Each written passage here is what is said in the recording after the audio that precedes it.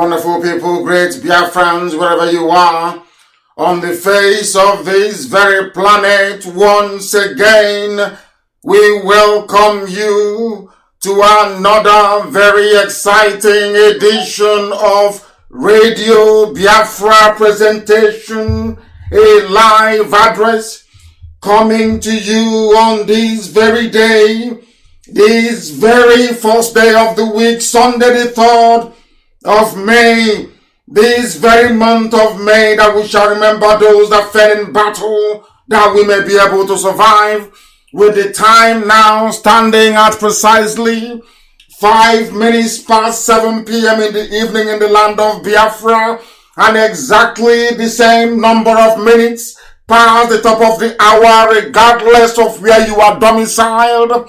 We welcome you. We ask you to welcome those who are around you. We are live and we are direct, and humanity is bearing us witness as we do so. This is a live presentation, and this evening I will very seriously encourage some of you to summon the courage to ask some questions, because we must be able to answer your questions. We do take questions. We are not caged in a crumbling disease that's a rock. We are human beings. We believe in the tenet and in the doctrine of democracy. That is why we believe that scrutiny is very, very important. That is why we subscribe to accountability. And that is why we are not immune to questions from the people who are listening to us, especially those that we are accountable to. Good morning, good afternoon, good evening, and good night to some of you. This Radio Biafra is listened to across the entire 24 time zones of this very world. People are listening to us live on my Facebook page at Mazi Nnamdi Kanu. People are listening via Radio Biafra page. Radio Biafra, the one with over 700,000 followers. Mazi Nnamdi Kanu, I believe that we are now approaching or slightly over 330,000 followers on that very platform. It doesn't matter what Facebook does. It doesn't matter how many people they allow to continue to listen to us. This very gospel must be preached. This very message of redemption the whole world must hear, because we have come that darkness may give way to light. We have come that reason may prevail over ignorance.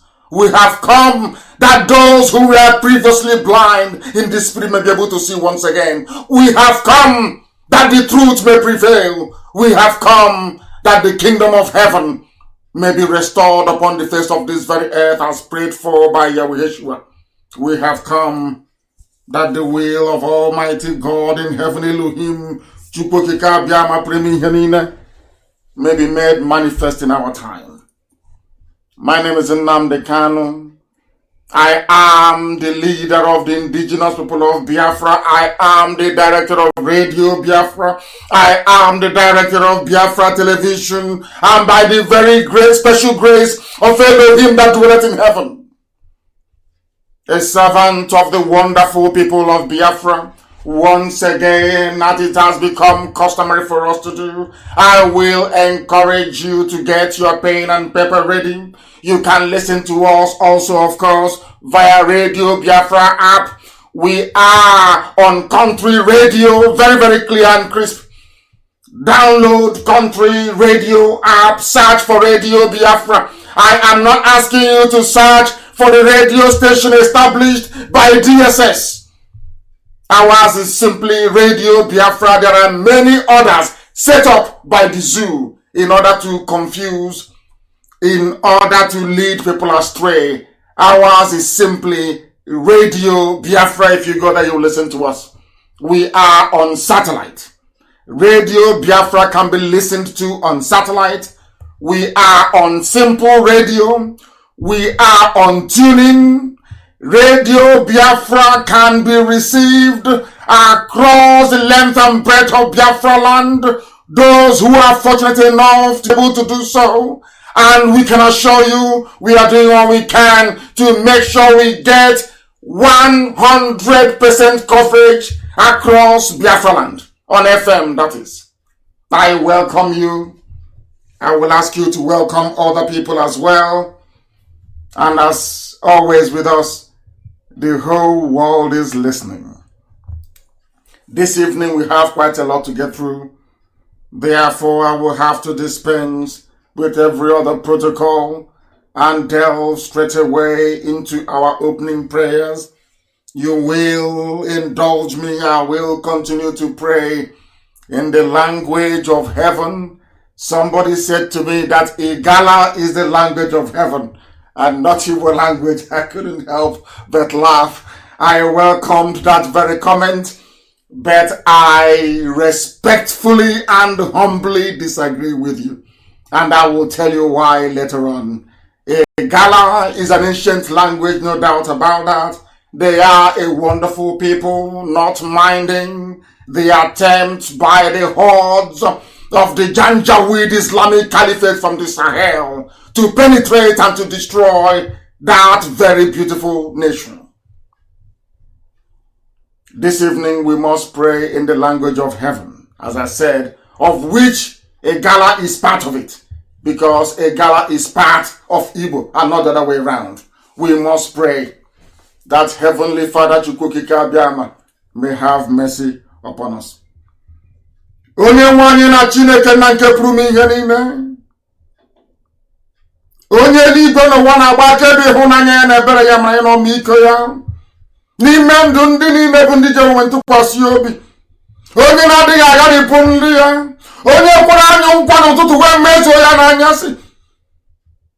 Onye okwu ya niile bụ yee na amen.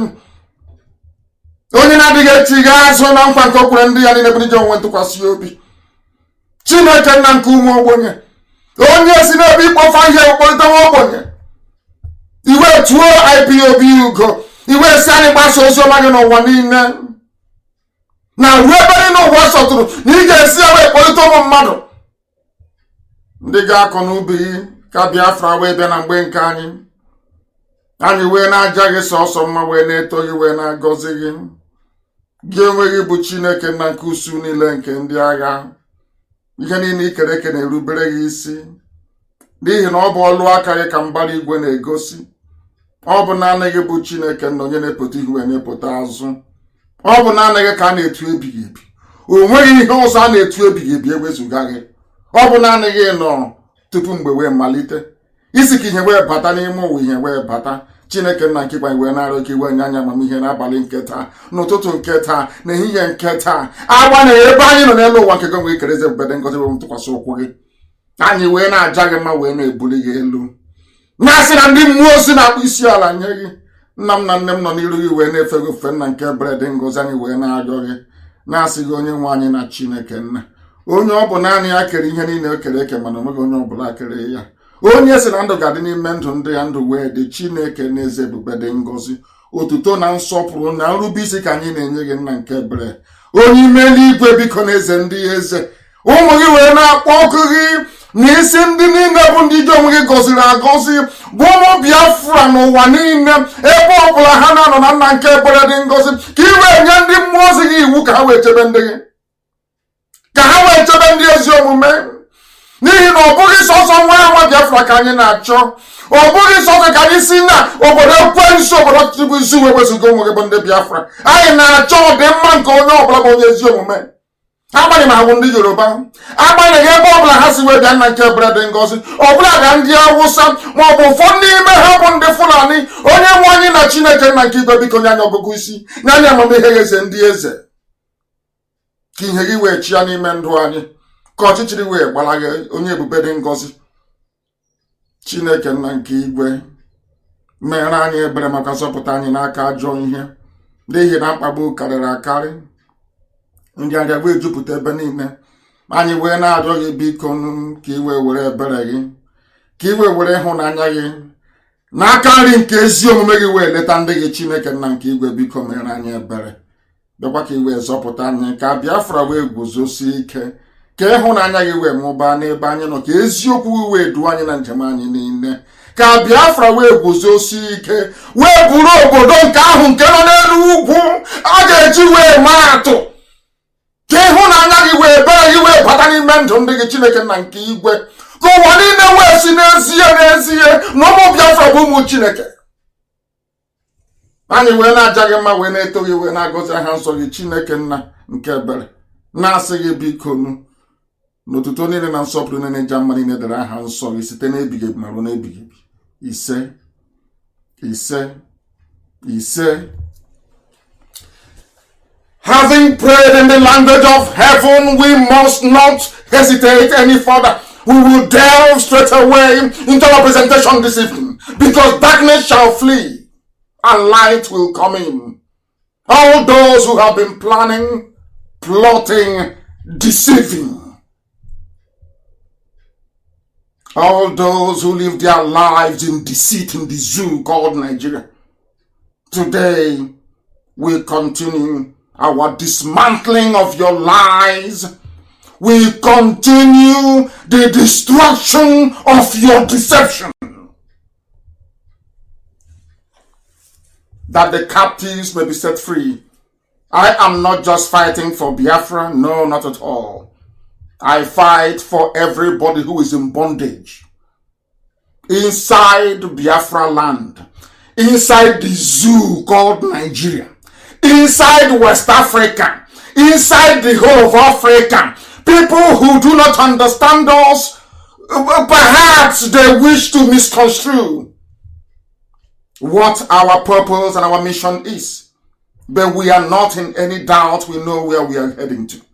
It is to set everybody free. I do not hate anybody. God in heaven is my witness. Chukwokika Biam Elohim, Abasi, Oluwa, Allah. No matter the name you call the Almighty, in Shekiri, Elohim is called Olise, which is the same thing as Olisa. The same thing. Chukwokika Biama, the greatest of everything that is great, will bear us witness that we want everybody to be free. The same thing I want for Biafrans is the same thing that I want for those in Oduduwa. It's something that I want for the Middle Belt, the Gwari people, the TV people, and all the rest of them, the Bachamas. The same thing that I want for the Nupes, the same thing that I want for the Kanuris, the same thing I want for Hausa, the same thing I want for Fulani. God is my witness. I don't hate anybody, but I want you to come out of darkness into the light, and that light is Biafra. That is why we preach this gospel uncompromisingly. It doesn't matter who you are. It does not matter who you are. Once you stand in front of us and you present yourself as an obstacle, we will vaporize you. We will decimate you and tell you that you're worth nothing. Because this is a divine project. A project ordained in heaven, that black people may be set free. You may not see it now, but I ask you, as you approach this lecture this evening, come with your pen and your paper. You will be able to appreciate where we are coming from and where we are going. You will know that your leaders are lying to you. Those who foolishly tag your leaders, you will know they are deceiving you. You will know they are the ones that their children are abroad studying, and you're dying in penury and in poverty. You will understand they are the reason why people are dying in their hundreds in Kanu, because there are no hospitals. They are the ones that brought in the Chinese. They are the ones that brought in coronavirus. They are the ones who do not care about you. We are the ones that actually care about your well-being and your livelihood. Only IPOB and nobody else. It doesn't matter where you come from.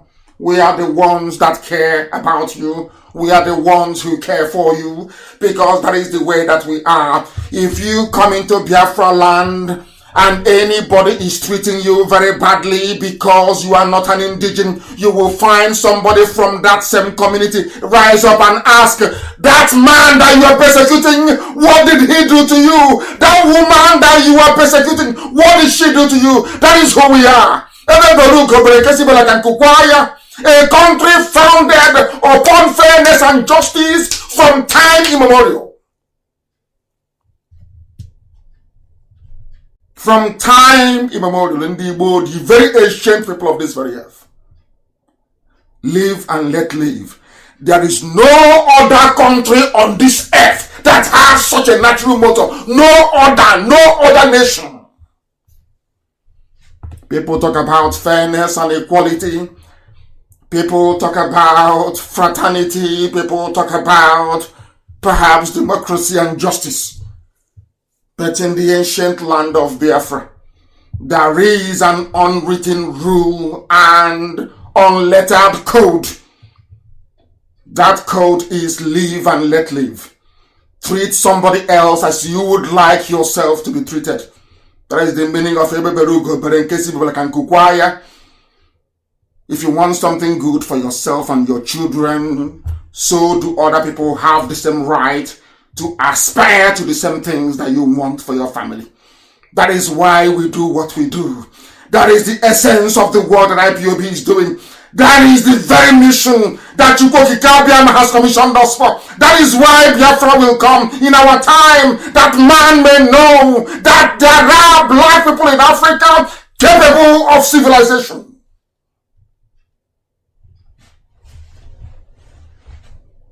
Capable of civilization. As they know, as Justice Anyamele will say, he's just made a comment on my page on Facebook. I don't spare anybody. Be you Igbo leader. Even this evening, Isiama Faruku leaders where I come from, upon the death of my father, are beginning to misbehave. I will expose them live on air in my own village. Then how can I spare you if you misbehave? How do you think I'm going to spare you? They have not given birth to you. If you misbehave, if you are an obstacle to the progress of the people, you will be decimated completely and totally.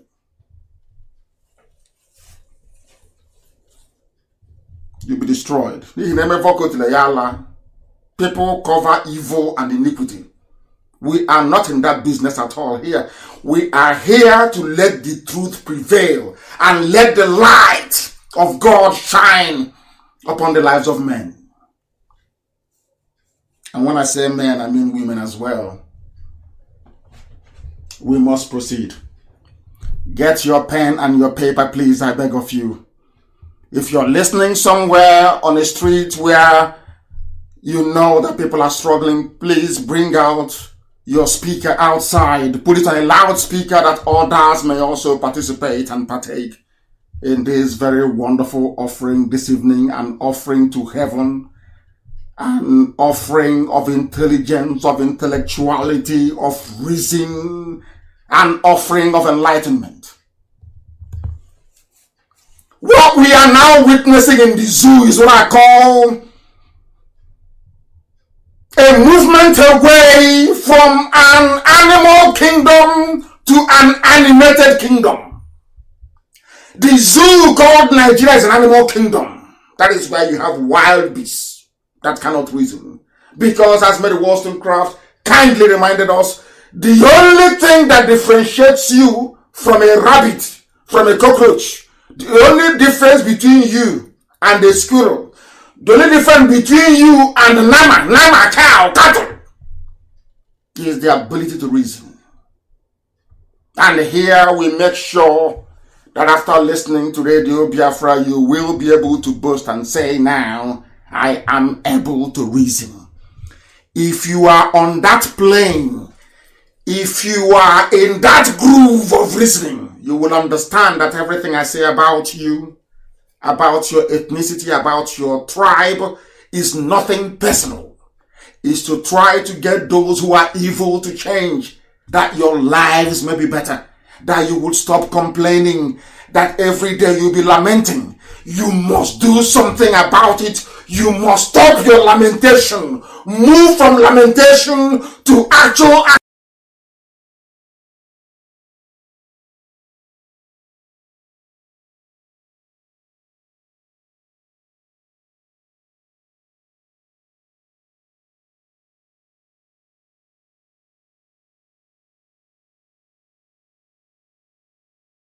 To practice.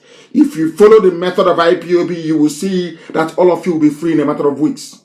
Action. Don't be like a zoo scientist, always theorizing, always pontificating, always hypothesizing, never ever putting into practice all that they have learned.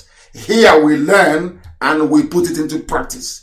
If you follow the method of IPOB, you will see that all of you will be free in a matter of weeks. Not yet. I said in a matter of weeks. That is how far we have come. And all of you know the battles that we have fought. The criminals and the obstacles on the way.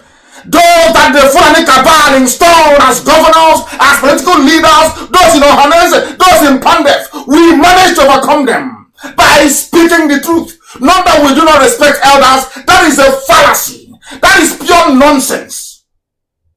We do.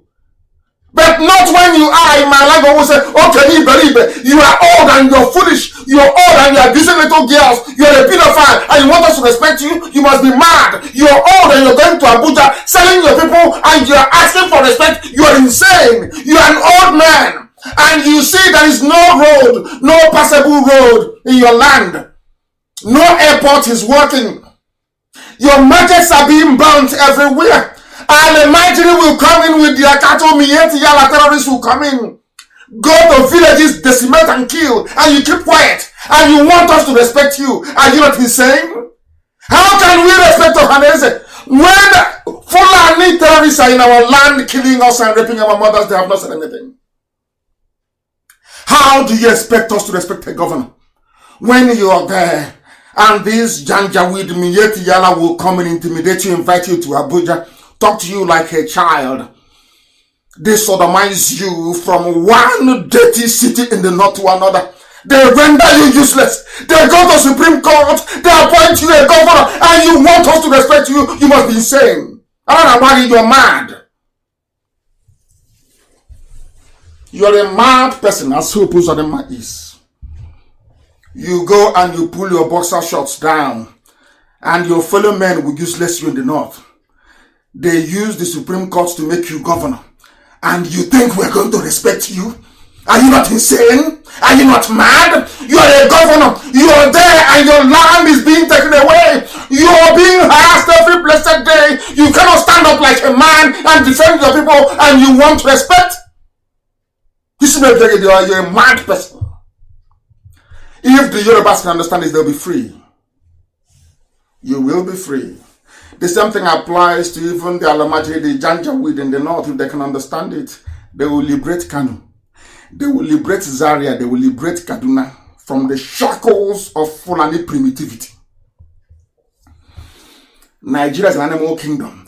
Now it is an animated kingdom. They have reduced the serious art of governance, because governance is an art. Is an art. To govern people is an art. Mbakwa did it. Not did it. It's an art. Even Awolowo did it. Tafawa Balewa did it in the north. Amabile did it in the north. It's an art. An art. That is how you can build industries. You can build schools and hospitals. That is how you can build roads. That is how you can provide for your people. That is how you can cater for the aspirations of those that have no hope. It's an art. Statecraft is called.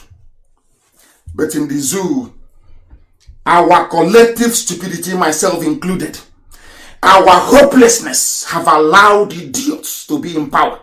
When we preached and said no election, you didn't quite understand where we're coming from. 1 minute they will say, oh, he's been bought over by PDP. The next time they say, oh, the APC is paying him. Rather than do what is right, listen to your conscience and do what is right. After all, before you harvest and you feed, you go to the farm, you plant this very seed. You go and you nurture it. You weed. Don't you do weeding? You nurture it until it grows, until the time for harvest comes, and you go and you harvest it. Is that not how things are done? But now you want to plant today and you eat today as well. Go and look at all the food that you can go in and you buy immediately without them preparing it. Are they not the ones that make you to become obese? Fast food? Because nothing goes into it. That is not hard work.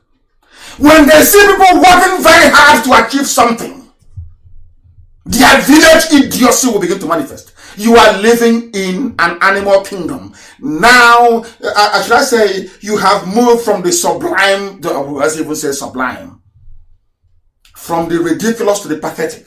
That's how I put it. Sometimes I love to speak, what I call convoluted grammar on Radio Biafra, because elderly people are listening and I want everybody to be able to follow what I'm preaching.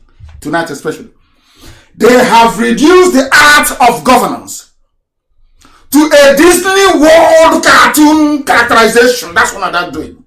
If you look at the video that they released of Aisha and the Jubilee clapping with half of the face missing, you will weep for yourself. Do you know why they're doing that? Do you know why they're releasing all those useless videos and Photoshop? Because they know you're stupid. They know as a Nigerian that you are foolish.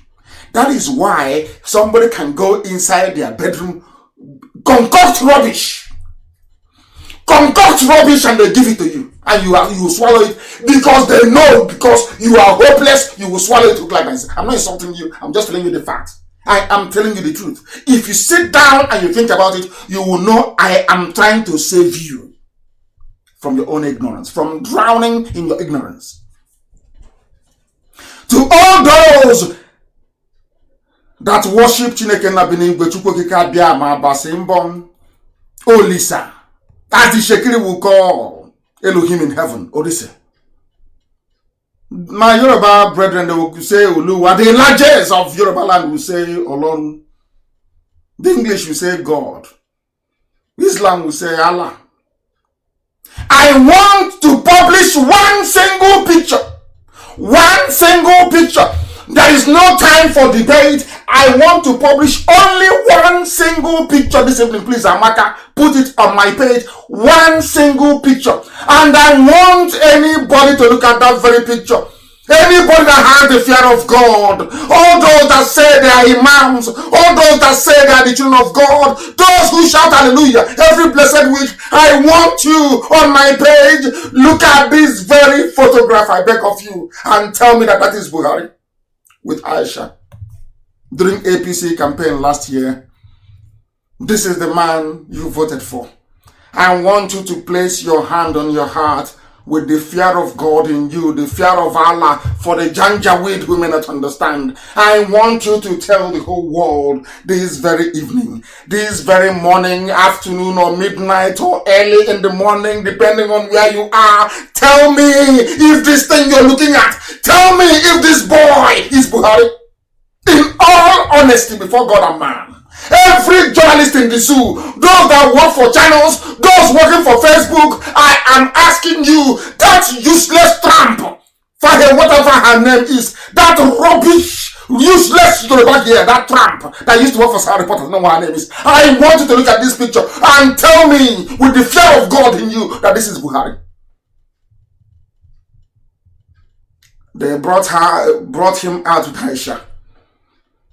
All of you wear blind, you couldn't see.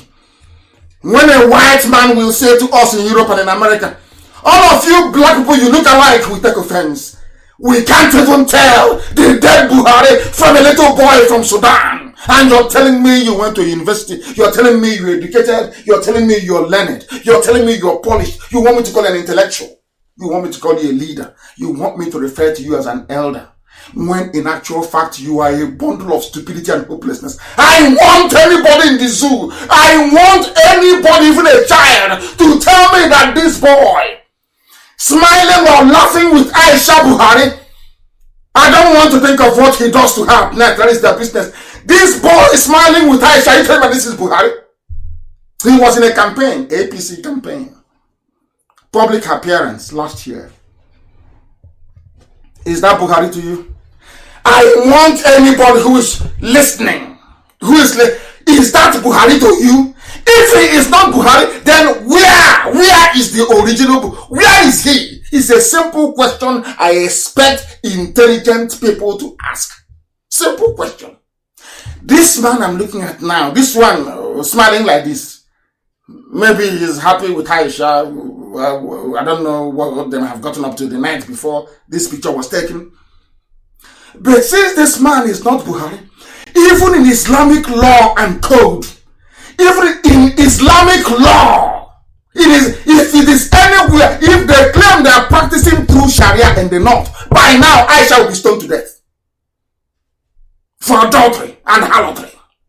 By now, Aisha Buhari, the so-called wife of Muhammad Buhari, will be stoned in public to death for high adultery. But this is the nonsense those that call themselves a men of God, preachers of God. When I look at the zoo, I say, you people are hypocrites. You don't have men of God. You don't have men of God. Absolutely not. Because the likes of Desmond Tutu does not exist in the zoo. The person who comes closest is Bishop Kuka of Catholic, the Catholic Bishop of Sokoto. The closest. The rest are all rubbish. Cash and carry men of God. I want any man of God inside Nigeria. I want, if you're an army officer, police officer, an orderly, a chaplain, I want you to look at this picture of a so-called Buhari in an APC campaign in 2019, and with all your conscience and your heart, tell me that this is Buhari. If, as we all know, that this is not Buhari, then where is the original one? Simple, common question. Instead of people to search for the truth. Because where we come from, we say, that truth is life. That for ye shall know the truth, and the truth shall set you free. People prefer to dwell in ignorance and stupidity. Simple question. There's no number that is insulting. No, I'm not insulting you. Tell me who this man is sitting with Aisha. Who is he? Okay, I agree. Buhari could be anywhere, yes. But who is this man? And why is this man sitting beside Aisha, claiming to be Aisha's husband when he is not? Does Islam permit that? All the idiots who are stoning people to death, cutting off their hands and not doing Sharia. I am asking you once again, this level of adultery that Aisha is committing in Islam, what is her punishment? Because all of you are hypocrites. All of you are hypocrites. The zoo is full of hypocrites. Very, very sad indeed. That is the Nigeria. So you want me to now listen very carefully. Say, oh, why do you want Biafra? Why can't you? Now you can see. You want Nnamdi Kanu, as learned as I am, to stay in a country where, should something happen to a president, you go to another country, you recruit somebody, you bring him in after extensive plastic surgery, sometimes with ordinary makeup, to look like Buhari, to look like my head of state. You want me to belong to such a country? I'll be carrying your flag, saying, oh, I am a proud Nigerian. When I'm looking at the face of a little boy from Sudan sitting beside Aisha, you have paid him $250 million and he gets Aisha for free. You want me to look at this boy and be carrying green, white, green, and a proud Nigerian? Do you see why? All those hypocrites from Yoruba land that tell that little girl that used to work for Sarah. Do you see why I hate such people with a passion? When people see the truth, they cannot speak it. I do not mix with them. Liars, I don't mix with them. That is why I destroy them live on air. I don't believe in conjecture. Live on air, I'm lying. Live. The world will hear it. Look at the little boy. Can anybody please tell me if this little boy here is Buhari?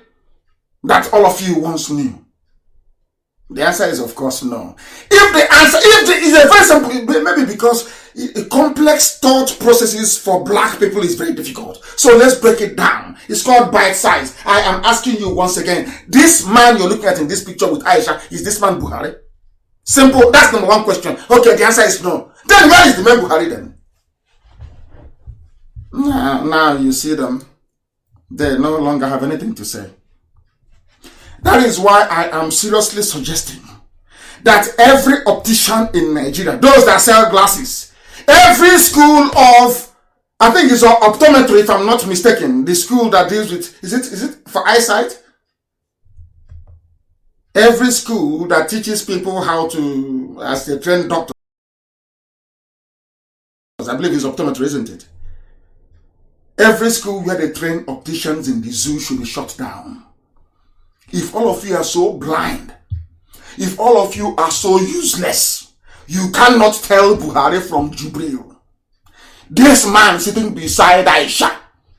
That means that every school that offers any course in optometry should be shut down in the zoo. There's another picture that they themselves published. Because I'm not, the more you ask me to leave this topic, the more I remain on it. The zoo must know this. That is, they are running, they are hiding. Obasanjo knows this. Atiku Abubakar is aware. What's his name? Saraki, the former Senate President, is aware. Sanusi, the emir of Kanu, is aware. All of them, they are aware that Buhari, that this little boy is not Buhari. They know. They know. Those working for Facebook, they know. Everybody have collected their own share. You know, Nigeria is sharing. They have shared their own money.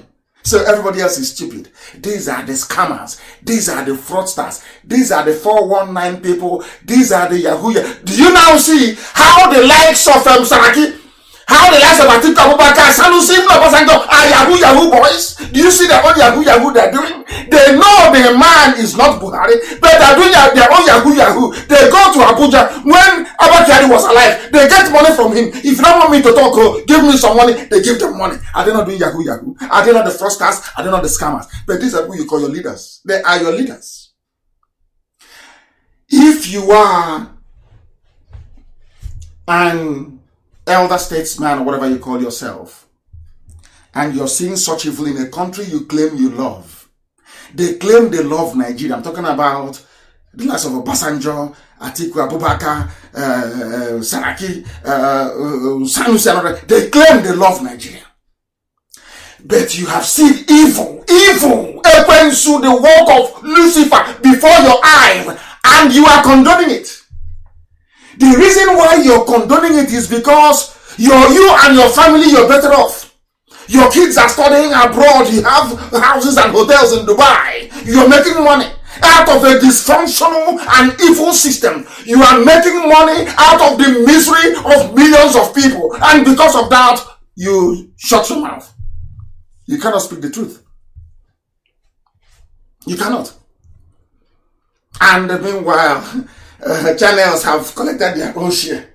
Because I saw somewhere they said that channels, we are reporting now from London, we are in Abuja, we are in Lagos, we are in Pretoria. And I'm thinking, hey, channels, where did you get the money from?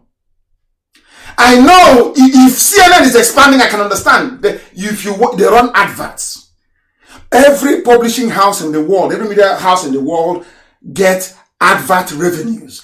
That is how they make money. Even newspapers, those that publish online, hard copy everywhere. I have watched Channels TV from morning till night. I cannot count up to 3 adverts. So I started researching them. That was when I realized that Jimo, the former information minister, is busy doing cash and carry. Let me protect your government so you can give me some money. That's how they managed to open offices all over the place. Because go to channels now and watch from morning till night. Is there any advert? Do you see any advert on the TV? Then where do they get their money from? From where? From go to CNN, go to NBC, go to ABC, go to Fox News. Don't you see adverts? Go to Sky. Don't you see adverts? BBC does not do advert because the license payers in England, in the UK as a whole, pay what is called a license fee. That is where BBC gets their money from. They don't run any adverts. But BBC get their money from the license fee payers. Now, nobody pays any licensing fee in the zoo called Nigeria. Ask yourself, where does channels get their money from to run the operation? They get it from corruption by covering up evil. Now you understand, don't you? That is where you get your news from. And you're telling me that you'll be able to think normally as a human being. I cannot think so. There's another picture I want published of a Buhari when he was alive in 2015 and the one in 2020 with the hole in the neck. Are you telling me that as a Nigerian, you're so blind, you cannot see the hole in the neck? Can't you see that lovely hole? I don't know what Jubril does with the hole. Can't you see it there? I'm asking you, the man with the hole in the neck, who is he? Only where is he from? This man with the hole in the neck of Basanjo, who is this man? Atiku, who is this man with the hole in the neck? So, President Lawan, whatever he's called, who is this man with a hole on his neck? All the archbishops, emeritus, all the professors in Nigeria, I'm asking you, who is this man with the hole in the neck? Is this Buhari to you? If he is not Buhari, where is the real one? A simple question. Some people say, this thing is Nnamdi Kanu thing. I am asking you a simple question. No needless generalizations. Simple question. This man here in 2020 with a hole in his neck, compared to this man of 2015 without a hole, with Adam's apple actually, are they the same? Of course, the answer is no. But this was the one they gave us in 2020 saying he's Buhari. If this man here is not Buhari, by your own admission, since we want to behave like those who are in kindergarten, let me talk to you as if you're in kindergarten. I'll talk as if you're in nursery school. Since you want to pretend you're stupid, I'll speak to you in a very stupid manner. If this man, my simple question is this man with a hole in his neck, is he Buhari? Yes or no? The answer is no, yes. I'm seeing the responses. They say the answer is no, yes. The answer is no. Now, if this man is not Buhari, why did they present him to us? If Buhari is alive. Why? And if he is not Buhari, where is the real one? And where is the real Buhari you claim is alive? Where is he? They can't produce him. That is why the little boy is grinning from ear to ear. Because he has Aisha to himself. He knows where the husband has gone to. So why does he need to be afraid? You know, I'm sure that people that run after the wives of military men, you know how you're fearful when you're jumping the fence, going to see madam. You know how scared you are because the man is a military man. But does Jubril look scared? He's smiling, he's happy. Because he knows where the guy has gone. He knows where Buhari has gone to. He's in a grave in Saudi Arabia. So why should he be scared? This is the fraud. A fraud on a grand scale going on in Nigeria before your eyes. And you pretend you're blind. You see a man with a hole in his neck and you're pretending. The newspaper editor of Guardian newspaper, you pretend you publish this picture. Vanguard, you publish it, you pretend. None of you can ask as responsible citizens, oh, how come Mr. President now has a hole in his neck? What's happening to him? You can't ask because all of you are in it together. All of you are in the fraud together. Tomorrow you come out and you complain what is happening in Black Africa. We don't have electricity, we don't have water. Can you see how you're contributing to the suffering of the masses? Channels TV, do you see how you're contributing by covering lies? How can people learn? Do you see how you're messing yourselves up? All your so-called intellectuals, always on TV talking rubbish. Can you answer a simple question? What is that hole doing on the man's neck? Who is this man with a hole in his neck? Simple question. You're running helter-skelter. The zoo is gone. I told them, I said to Chukwu Kikabama, you will destroy Nigeria. you will make Nigeria worse than Somalia, that they may know that you sent me. Eventually they will confess with their mouth. They will say, indeed, the God of Abraham, of Isaac, and of Jacob, the God of Eri, the God of the universe, sent Nnamdi Kanu to preach. That's why everything I say come to pass. We must continue. A grand fraud. Are these two, I believe that Amaka my posted, are the two people together? Go to my wall, you will see it. Are they the same person? The answer is no. The reason why they are doing this, anytime I post something on my page regarding Jubril, you know what they do? Facebook will restrict notification. They will not inform those who are following me that I've posted something new. They will suppress the circulation. That's what they've been doing. And who are the ones doing it? And with all due apology to the good Yoruba people, the people causing all this damage to Nigeria are Yoruba. I'm being honest with you. Go and do your research. Not all Yoruba people know, God forbid, I'm not saying that. The people that Facebook hired to make sure that a fraud against 200 million people, that Yoruba people. Obasanjo that knows is Yoruba.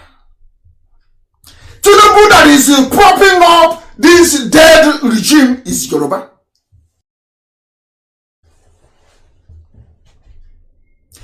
Are you telling me that Yorubas will ever be free from Fulani bondage? I very much doubt it. At this rate, I very much doubt it. When I speak, they say, I don't hate you. God forbid bad thing. I don't.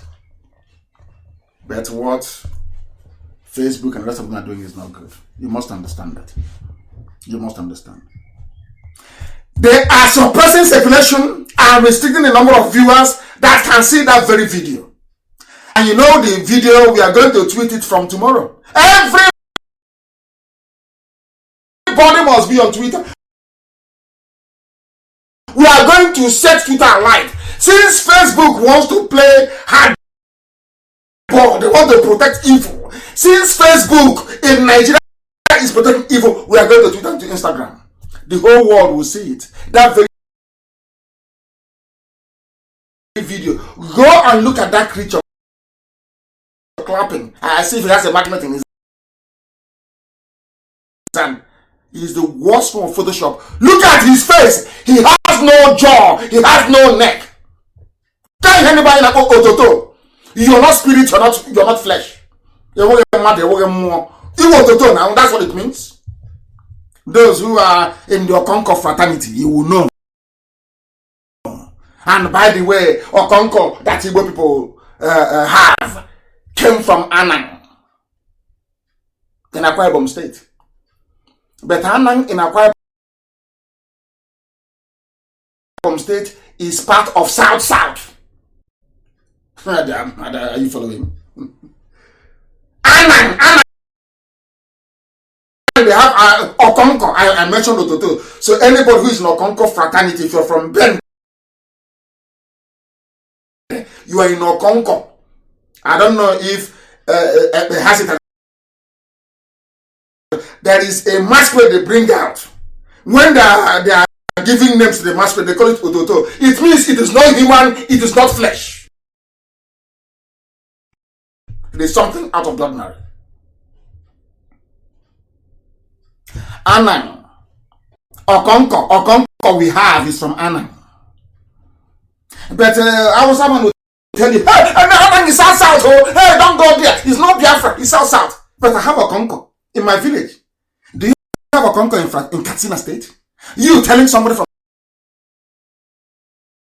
Anang that he's not Biafra. Do you have Okonko where you come from? The wicked evil you is writing rubbish. Oh, don't even go there. Akadam is different. I'm asking you. You are from maybe Ijebu. Do you have Okonko in Ijebu? The answer is no. But I have Okonko in Isama Faluku. There is also Okonko in Anang. Now tell me those who are related and those who are not. Because what you show somebody is their relative. And they go to one near. You understand that? When the time comes, I will preach that very gospel. Not today. When the time comes, I will tell them, How Igala and Igbo is one. How if you go to Obosi, a simple assignment, if you go to Obosi in Anambra State, Obosi, O-B-I-O-B-O-S-I,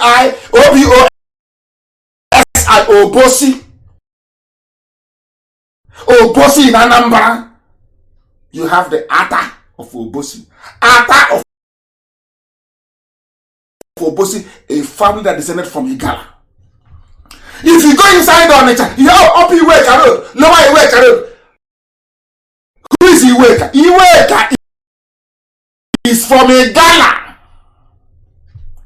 Who is the current Igwe of Obosi? Is he not an Igala man? But they say Igbos are domineering. If you don't know history, I'm telling you, I feel sorry for you. Igala and Igbo are one. Don't they have? I read a piece by the new author of Igala, a young man. By every indication, they have masquerade. The same masquerade we have. But Igala is not a part of Nigeria. And I'm asking you, those in Sokoto, do you have masquerade in Sokoto? Fulani, do you have masquerade in Sokoto? But you are coming all the way to Igala to come and claim Igala. Now you see. I'm now delving into history. The world is listening, so we must preach it.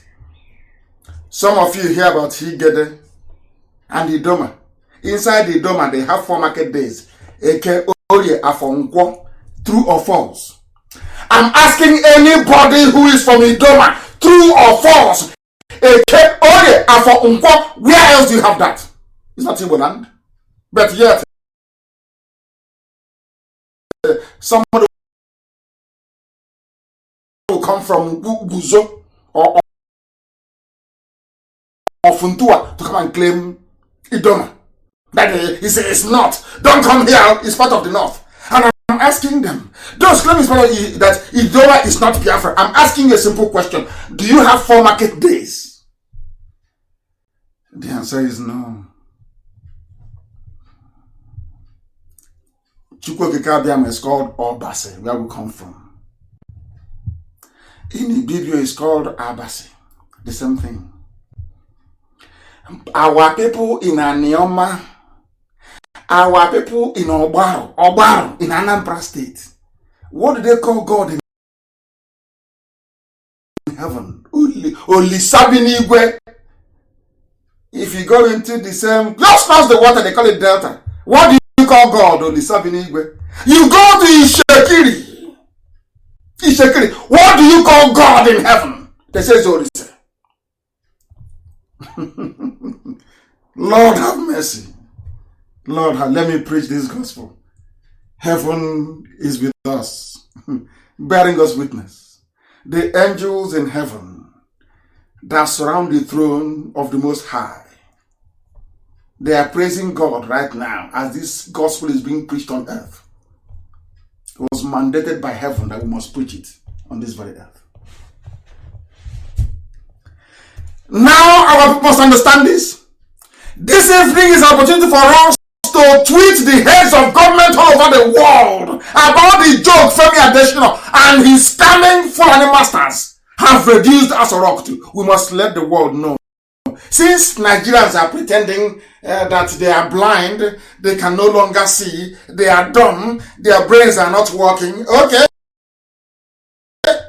We are now going to go, we'll go to ECOWAS heads of government, we go to AU, we go to EU, we go to North America, we go to South America. Let us ask them there. It is this man with a hole in the neck, Buhari, you know. This clown or clapping without a face, who is he to you? He's the head of state.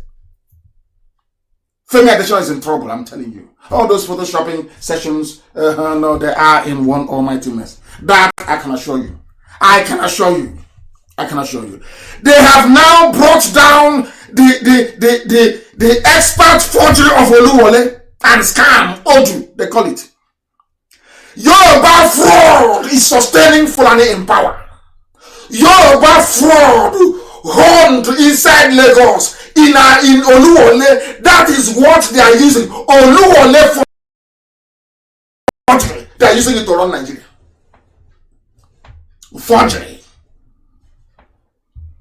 Only fraud. Where they forge certificates and papers is the technical expertise. People are looking for jobs, there are no food, people are dying. The only expertise they can think of is forgery. Forgery to deceive and to lie. That was why a very humble man, Benjamin Brombo, said, each time I want to fight for African rights, I only use one hand because the other hand is busy trying to keep away Africans who are fighting me. That is what we are going through. But we are defeating them and we are winning them. Even in our own land. There are some idiots, but I love it anyway. Because I love to have so many enemies. I love enemies. It keeps you on your toes. People sometimes they wonder what is the secret of IPOB. How come you're this successful? How come all over the world? Things I said because even when I don't have enemies, I create some. I create enemies because I need them. I need enemies. How can I be moving away without enemies? Life will be too boring for me. I need enemies, formidable adversaries. They bring out the best in you. I love enemies. If tomorrow now I feel that we are all getting a bit too cozy and comfortable, I will cause problem. So there will be enemies. I want enemies. I want it. As them banners will say, where we come from, okay, Joey, dirty and all. If what I'm discussing is too cold, I put it in the microwave and turn it on. I heat it up. If any topic, I put it in the microwave, I heat it. Come on, talk. You're fighting for black people, they're busy fighting you. The white man that came, pillaged and raped their land, they couldn't fight him.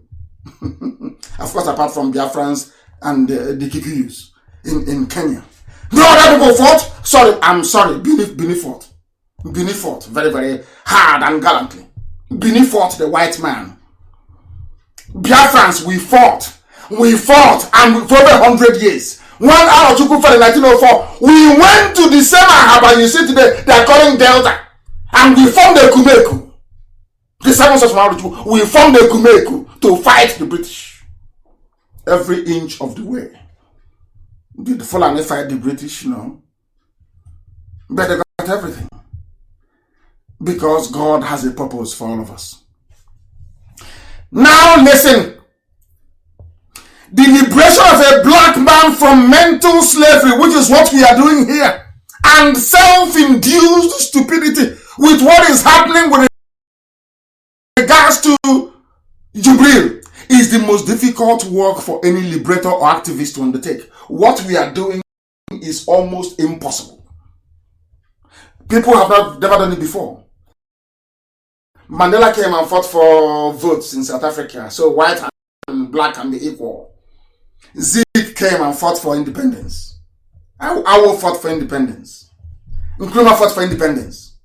No group of black people has ever tackled what IPOB is tackling. What we are tackling, the eyes cannot see it. At least with a microscope, you can see coronavirus. You can see Ebola. You can see HIV virus. You can see SARS. You can see Lassa fever parasite or whatever it is. But what IPOB is fighting, you cannot see it. It is a spirit. And that is why in the Western world, when you conquer poverty or hunger or deprivation or shelter, they name you a saint. Because you have forced something that the eye can never see. Now listen carefully to me. What we are doing here is to liberate a black man from mental slavery, including those who are working against us inside Facebook offices in Abuja and in Lagos right now. They are busy working for the enemy to defeat a purpose that will benefit them and their generations unborn. But because they are black Africans, they don't know it. That is the problem with black Africa. That is the level of our stupidity.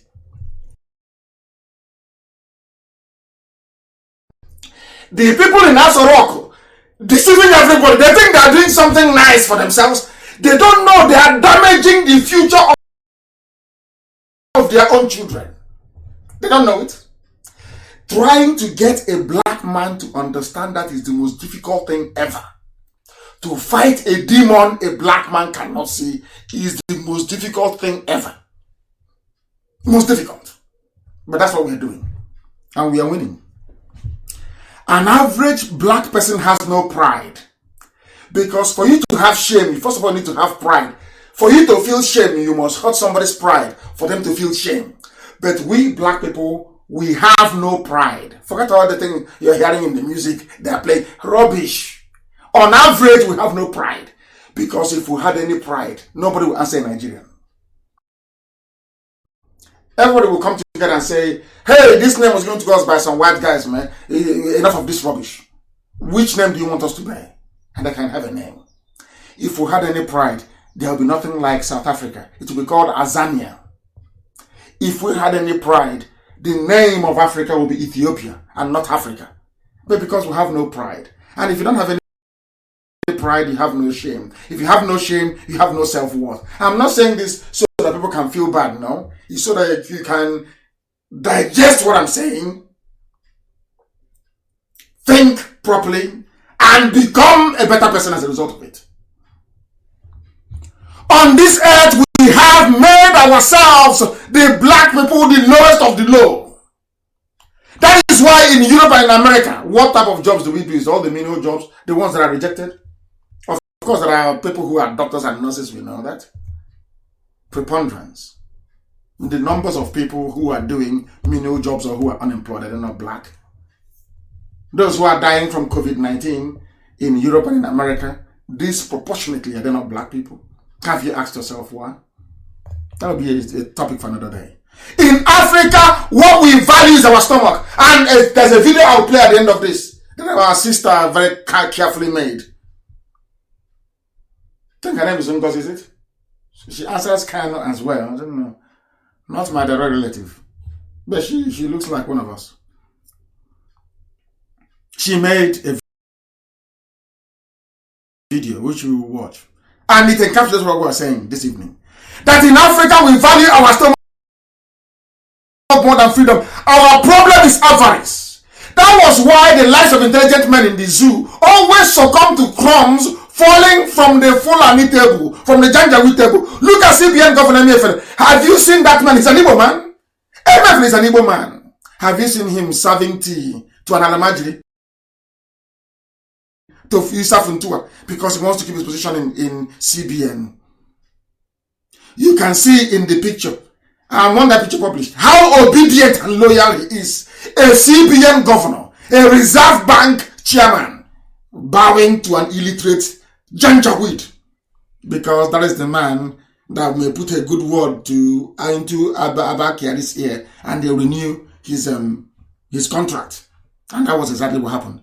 He was making tea. Chairman, CBN governor making tea for an Alamajiri. Unbelievable. You can see it in the picture how loyal he is. How loyal and submissive he is. This is the problem of all ethnic groups, not just any particular people. This is the problem of every ethnic group under the bondage of the Fulani. Not that the Fulanis are very intelligent people. No, they are not. God forbid, no, they are not. They are not intelligent. Of course not. They are not intelligent people. But because of our own avarice, because of our own avariciousness, our own greed, that is why we have made ourselves laughing stock before them. Laughing stock before them. Very, very sad indeed. Black Africans, once you tell them the truth, you become their enemy. Once you tell them that this is the truth and it can be proven. I'm not talking about malicious allegations now that has no bananas rubbish. I'm talking about allegations you can prove. The truth you can actually discern. Truth you can see. They say you are their enemy. The attention, of course, they don't really last long in anything. Once they go to Twitter, they don't see their own selfie. They cannot post selfie and do another. They just give up. But we must all head to Twitter. Very, very important. Right after this program. Our attention span is so limited. We view everything through the prism of either we are rebelling or we are submitting. If you see IPOB, you cannot ask yourself, why is IPOB doing this? Why are Biafrans agitating? You never ask yourself that question. You said, oh, you want to break up Nigeria? Nigeria that you did not make, that your ancestors never made. Every idiot wants Nigeria because all you want is to feed your family, your stomach. You're a police commissioner. You want to remain there. You want to send your kids abroad so they can be doing well. So when you come to the village, you'll be the only one with upstairs. A story building. You'll be boasting. Oh, do you know my daughter is in England studying. My daughter is in Canada studying. But you don't want other people to boast that their children are studying in Nigeria. That is how low we have sunk as a people. If I say something bad about Awolowo, people will say there's something Yoruba, but these are intellectuals. The same people have been writing critical articles about Trump. Some of them criticized Obama. Some criticized Jonathan. Very, very vehemently. And no day did anybody come and say, oh, because you criticize Jonathan, you're insulting Biafrans. Or you're insulting the Jaw ethnic group. No. No. And I keep asking myself, what is the essence of democracy if you cannot critique, if you cannot criticize, if you cannot air your own views and your opinion without being misunderstood? I'm not insulting any race. I'm telling you the truth. Can you imagine such nonsense? If I criticize a criminal, say for instance in Pandev or in Ohanes in Dioshinama, they say you have no respect for elders. Somebody is going to Abuja cutting a deal that is making life difficult for fresh graduates. They can no longer get a job. A NEPA manager goes to Abuja, collects money for transformer. Transformer is not delivered. And because he is 70 years and above, he's an elder. You shouldn't insult him. Hey! I don't know who did this to us. I don't know who did this nonsense to us. But anyway, I am very grateful for, in a way, for COVID-19. Although the innocents are dying, innocent people are dying, I'm not happy about it. It has now proven to the whole world that Nigeria is empty. It's just mouth. All they make is mouth. Empty barrels that make the most sound. They are useless. Useless to the core. Common syringe they don't have. Everything is a problem. Oh, give us money for this. All the money you have been making from the sale of oil, where is it? Okay, let me not say where is it. What have you done with it that the eyes can see? Is there refineries that you have? No. Well, so what do you have? Nothing. Is it this Ajokuta steel mill that you have? No. What do you have to show for all the years of selling oil at a premium? Nothing. And you want me to respect you? You're an elder statesman. Lunatic. Elder statesman. After looting the treasury, you want respect from who? I'm gonna get respect from. From who? These fools, they read foreign journals and newspapers. They are commentators in columns every day. They insult other heads of state. They insult other people. Nobody has ever come up to say, oh, you are being an ethnic bigot. That's how foolish they are. They don't even know the meaning of democracy. They have no idea. That America is number one today all around the world is because of democracy and openness. Don't tell me about China because everything that China has, they copied from the USA. It was intellectually stolen. That's what you probably went to the US. They stole everything. If you don't know, let me tell you. The only people on this earth that has the grace of God in heaven to advance the cause of humanity is Western Europe. Everybody else copied from them. That is the fact of life. If you don't like it, go and hit your head on maybe a transformer that's actually working, so you can be electrocuted. The only people with the grace in the whole world are Western Europeans. That's why everybody copied from them. China copied from them. Japan copies from them. Russia copied from them. Everybody you must copy from them. Why? Because they went through a phase of enlightenment. Enlightenment means as I never of explaining to you. Enlightenment means a process by which you submit everything to reason. That is why Europe is preeminent. Western Europe. Reason. Not some stupid village sentiment from Africa. He insulted Azikiwe. Azikiwe is another. You are a fool. You are a complete idiot. That is why you have no running water. You have no electricity. Because of your stupidity, you celebrate mediocrity and idiocy. That is why you are an idiot, living in a land of idiots, run by Photoshop. Run by Photoshop. It's a lecture we are giving. We are live and we are direct. Humanity is bearing us witness. The time now is 12 minutes past the top of the hour. The whole world is listening rapturously. Universities in Argentina are listening. Broadcasters in Kenya, they are listening. People that want to improve their lives, they are listening to us. Not in the zoo. Tomorrow, they'll show you another picture. Oh, this is an interview. You don't look. You are blind. You are blind. You are blind. You cannot see. You're a rodent, a cockroach. You read foreign journals. They are doing very well. Every day, people criticize Trump. Nobody has said, oh, you hate him from New York. Trump is a New Yorker. Because of criticizing him from California, that means you hate New York people. Can you believe how people reason? That claim they went to school? I will always stole money belonging to our parents, and you don't want me to say it. If I say it, I'm insulting Yoruba. You are an idiot. You are a complete idiot. You have no brain.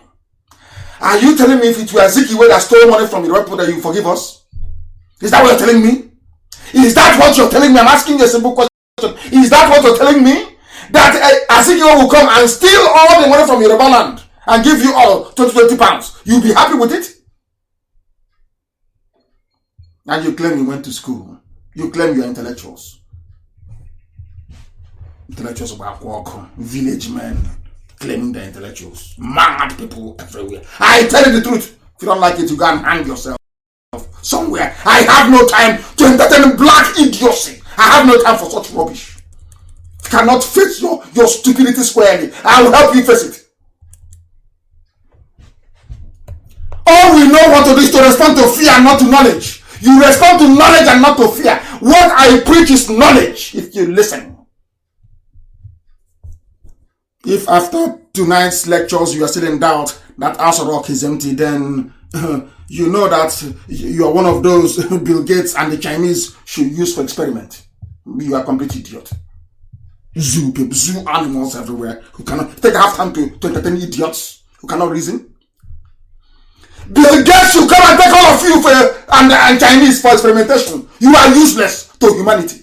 You are useless even to your village and to your family. You are useless because you cannot reason very well. Tomorrow now they come. For how many months have you seen the person that says your president? For how many months? I'm asking you, so-called Nigerians. How many months? The person that claimed he was campaigning for you to vote for him. How many months have you seen him? Ordinary. You are so foolish that ordinary live broadcast you cannot hear from the idiot because it's not Buhari. And some of you are foolishly defending them because you're a black African.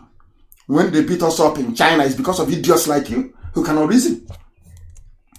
When they insult us, it's because of idiots like you who cannot reason. Some of us, your shame is shaming me. You make me sick with your stupidity and your idiots. Make me sick to my stomach. I'm telling you the truth. That is why the Chinese are enabling you, taking all our mineral resources in conjunction with the state government. Umai. And Umai, he thinks he's saving his family saving money for his family for the future. Can you see how we reason? The Chinese are there. The same Chinese killing Igbo people in China. An Igbo governor invited them and they're in his state, digging minerals every blessed day. And to him, he's a smart guy. He's a smart guy now. He has smarted everybody. He's a black man from Africa and utterly useless. Another black idiot I want you to understand tonight the reason why the world insults you as a black person is your stupidity, your idiocy in your brain. That's your problem.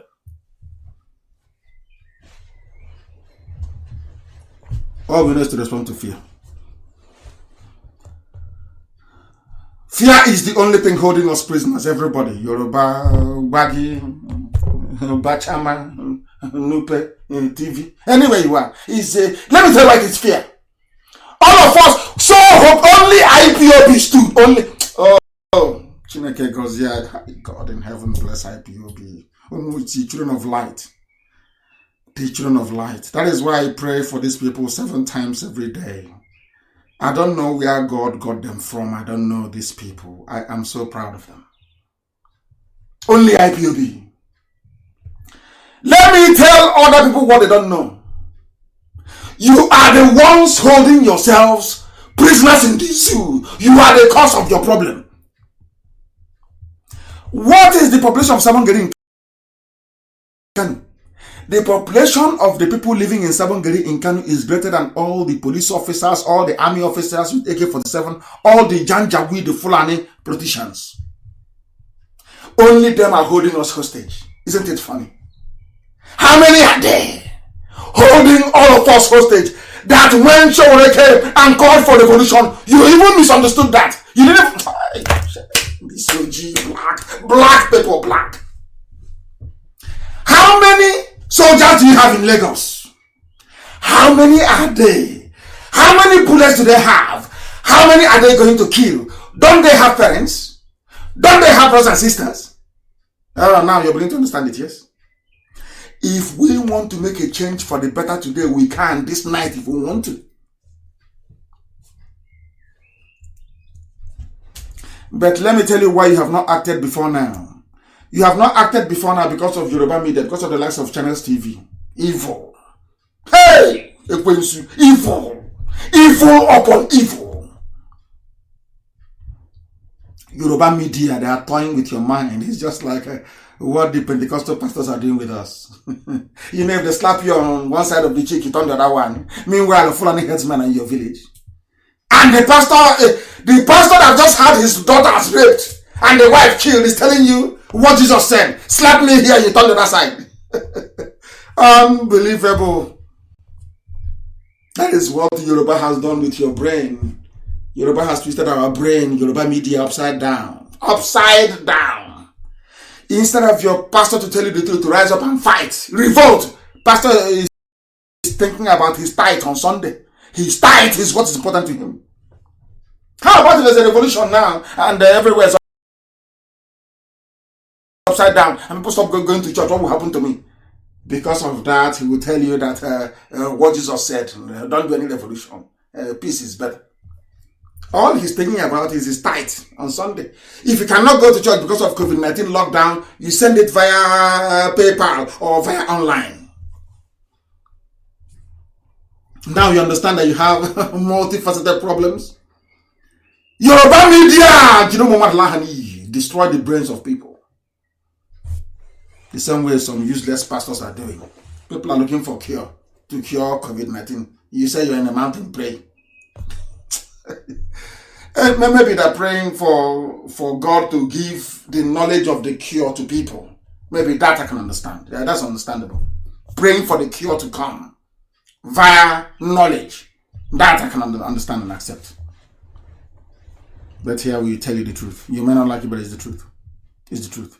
Has anyone seen the interview concocted by Channels for Yemi Osinbajo? A doctor. Hi. I don't know why people are this evil. I don't know why they're this evil. Channels TV. But anyway, perhaps in a very funny sort of way, it's a good thing that there is no electricity in the zoo. Otherwise, channels would have ruined everybody by now. A lot of people walking zombies. CNN is bad, but the Channels is in the gutter. The lowest of the low. I feel, God in Jesus, I feel sorry for all you idiots that watch Channels TV. I feel sorry for you. Look at the interview with Osinbajo. It's like something they did in a poultry. The left side is dark of the picture. Please, I can post it. The right side is dark. Look at the interview. Do you know we have gone and we have found the original tape where they cut and paste? I was looking at the man interviewing Osibajo. The man was reading from Nokia touch phone. You are interviewing a whole vice president of the country. Nokia touch. That's what it was using to interview Osibajo. And Osibajo look at him. Look at even his cap. His head cannot look at it in his cap. Photoshop upon Photoshop. Video editing upon video editing. And that leads me to believe that this night I'm saying it. Maybe tomorrow they'll give credit to somebody else. You know, Yoruba media, how they behave. Osibajo is in trouble. What is the time now? The time now is 22 past 8. Write it down on a piece of paper. Osibajo is in a very serious mess in Asorok. I cannot vouch for you if he's alive or dead. I cannot tell you if he's normal or sick. But Osibajo is in a one almighty mess inside Asorok. Look at the video clip. They said, you know, they love copying. They saw Boris Johnson, how he was clapping for NHS health workers in England. You know these people copy. Yoruba, that's what I have against them. Always copying. Never original. I grew up with a masquerade. Zebrodaya, original. I grew up with Kanu's Club in Aba. Original. I grew up with Green Gory. Original. I grew up with Nnamdi Kanu. Original. No fake, no copy. I grew up with Lomaji Ugoji. Original. No copy from anywhere in the world. Clean. Tell me any child of my generation that did not watch Kanu's Club. If you don't watch it, or even children's variety show, which we even participated in ourselves, original. Not all this copy. Who wants to be a millionaire? You copy. Who wants to do this? You copy. Big brother, you copy. Create your own. Try to be original for once. They took Zebrodaya masquerade to NTL and killed it off. And now I was told that Zebrodaya's, what's her name again? That she's passed on. Very sad. You are afraid, not knowing that only the population of people in Ajegunle only is more than all the army and the police in the entire zoo. Unless you rise up, your lives will never be normal. Never, ever, ever. If you watch the 12th, the nonsense that China is doing, no wonder the Chinese have come to recolonize Africa. This is the worst form of black journalism. The very worst form of it. How can a media house you expect to hold elected officials to account? They are now conniving with those officials to deceive you. Look at that video of Osibajo from channels yesterday and tell me that thing is live. Even they couldn't even paste the live properly on their logo. You can see somebody standing at the back filming that rubbish. They sent to channels and channels said it is live. Can you see how people are lying? And I'm so sorry to say this, Yoruba. I'm just telling you what your problems are. We have our own problems in the East. Very, very heavy one. When it comes to leaking Fulani boot, we are number one. You can see the governor of Imo State. You can see Ohaneze. Now when he was kneeling down begging Tinubu to make him governor. Can you believe such rubbish? So we have our own bundle of fulefu. The hardened ones, we have them and we don't spare them. We can never spare them. We are waiting for them to speak again. How could we teach them a lesson? Failures. These are the men that we are there. And 3 local governments from Ebonyi State were given to Benue. And they are called North. And they did nothing. They were there and a little Fulani girl came and cut Eboma into 3 in fact. I said this one is now Niger Delta. And they accepted it. Hey! And they are called leaders. You call them leaders. That means that our people don't even know what leadership means. You have no idea what it means to be a leader. They are there and a white man, a Fulani man came and divided them from their own brothers. They told Ikwere, oh, Ikwere, you're not Igbo. Meanwhile, take these properties, they're called abandoned properties. And that's it. We are gone. Now your own brother, your own flesh and blood. As I said, I will do a program. I have my village name is in Eche. Afara is in Eche. But my own Afara is Igbo. Their own Afara is Niger Delta. And yet we had leaders. Do you know the meaning of leadership? You have no idea. Watch the way Chukwu Kikabi and wants to do it. They will understand leadership. Supporting evil and propping up a dead administration just because of money. Channels and Yoruba, you can never succeed. You can't. What you're doing is the height of deceit and evil. What you're doing is evil. It is the height of deceit. Propping up a regime that is dead. There is no head of state, no vice president, and instead of you as a journalist, as a Yoruba journalist to ask, where is the president, where is the vice? They called you, gave you some money, and said your child, Bumi can go to Oxford. Oh, Bumi is in Oxford. Bumi is in Cambridge. And others are in Obomosho University. Where, in fact, where they are doing computer science, there's no laptop. Do you see how your individual wickedness as a black person is affecting the whole of Africa? Not just even the zoo, not your village. Do you see how your greed as a person, as a journalist, what concerns you is your family? Oh, give me, oh yes, okay, give me money, I want to eat, give me money. You take money, you went and photoshopped, you went and edited a video that is not live. You put it on Channels TV and you say it is live. God will punish all of you. And tomorrow, when something befalls you, you start blaming people for being happy. See how you're supporting evil? Anyway, thank God there is no electricity in the zoo. People would have been messed up. Go and watch what they say is live. Please, Amaka, post it. And then you look at the pictures they sent afterwards and claim it is the picture they took on the set. Tell me if the picture they took on the set is something with the one they said is live. Just tell me. Is it the same thing? Is it the same thing? It is not the same. That is why they don't want us to leave. Because I can't understand. It was the Fulani that said that Nigeria should not be one. They had something called Araba that they wanted to go until the British convinced them. That's the Labour Party, of course, convinced them to stay in one Nigeria. You know, I don't understand why, if we talk about Biafra, why a black man will always want to defend something that a white man built. It's inferiority complex, isn't it? Compare the pictures.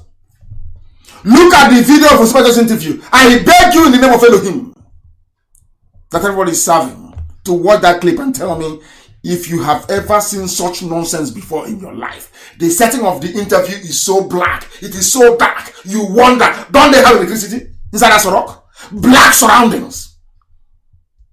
Look at the interview. Please publish that very interview of Osibajo. Look at the Nokia touch. He's in Nokia touch to be scrolling up and down, pretending he's asking a live question. God forbid. Why are black people this evil? Why, I ask, are they this evil? When I speak, some myopic individuals will say that I'm insulting the Yoruba race. But frankly speaking, for how long will the Yoruba race continue to prop up this very calamitous evil regime in the zoo? For how long, Yoruba, will you continue to support evil? For how long? For how long, Yoruba? For how long will you support evil? There is no president. Yoruba, come out and speak the truth. Come out and say it. Nothing will happen. That's supporting evil because of 2023. And tomorrow you'll be in your New York or London. And they invite you to TV studio. You'll be talking, Africa is bad. We need to reorientate ourselves. Yeah. But now you're swimming in the ocean of evil. You can't remember. You're no longer. Tomorrow now, after sitting your own share, you run off from channels. You'll be saying, I'm a seasoned journalist in Nigeria. Things are bad because I don't. But you were part of the problem. How can you run an open democratic society without criticizing people? How, I ask. There are no sacred cows in democracy. The people don't know the meaning of democracy. They don't know. Forget all these idiots telling you I'm a professor of this. I'm a rubbish. The base are empty. There are no sacred cows in a democracy. Because what you're pursuing are ideas, not personalities. Truth is truth. Falsehood is falsehood. A lie is a lie. No matter how you decorate it, it is still a lie. Africans have very short memory. A one-time dictator can be repackaged and sold as a messiah and they will buy it. Look at what Tinubu did with his channels and his group of companies. Brought out an idiot he knew was a disaster in 1983. Killed people. Did everything that should have been done. Brought the idiot out. Repackaged him. And all of you fell for it. You bought it. That is how foolish you are. And today you are suffering, isn't it? As a result of your stupidity. Result of your stupidity. And this is what Yoruba is supporting. People who are sophisticated, well-read, supporting janjaweed. I can't. That's what someone said, use the words of the morons. I can't understand the meaning of it. I can't understand it. People that claim they went to Harvard, you are supporting Alamajiri in office. Miyet Yala, Nachinama. Miyet Yala, moving Nama is the one you're propping up. Tomorrow you used to be talking nonsense. Talking nonsense. You can colonize and dehumanize black people. Once you bring chocolate and wine, everything is forgiven. To them, the most brutal dictator can turn to a repentant Democrat. And they will buy the garbage easily. They will buy the nonsense. Now let's join the moving train. Oh. If you can't beat them, you join them. And then you want to have light and you want to have good roads. You want good schools and hospitals? You are insane. You can't have both. Black Africans, we love our chains. We love them. They are like ornaments. That was why Jerry Rawlings said, Nigerians love their oppressors. Nigerians still in love with their oppressors. If you oppress them, if you Photoshop, if you lie to them, they love you because Satan dwelleth inside them. That is why I said to them many years ago, the more churches you open, the more Satan is building a temple inside your spirit, inside your body, inside your soul. All of you are hypocrites. Hypocrites. Let me read what Rawlings said, not from IPOB.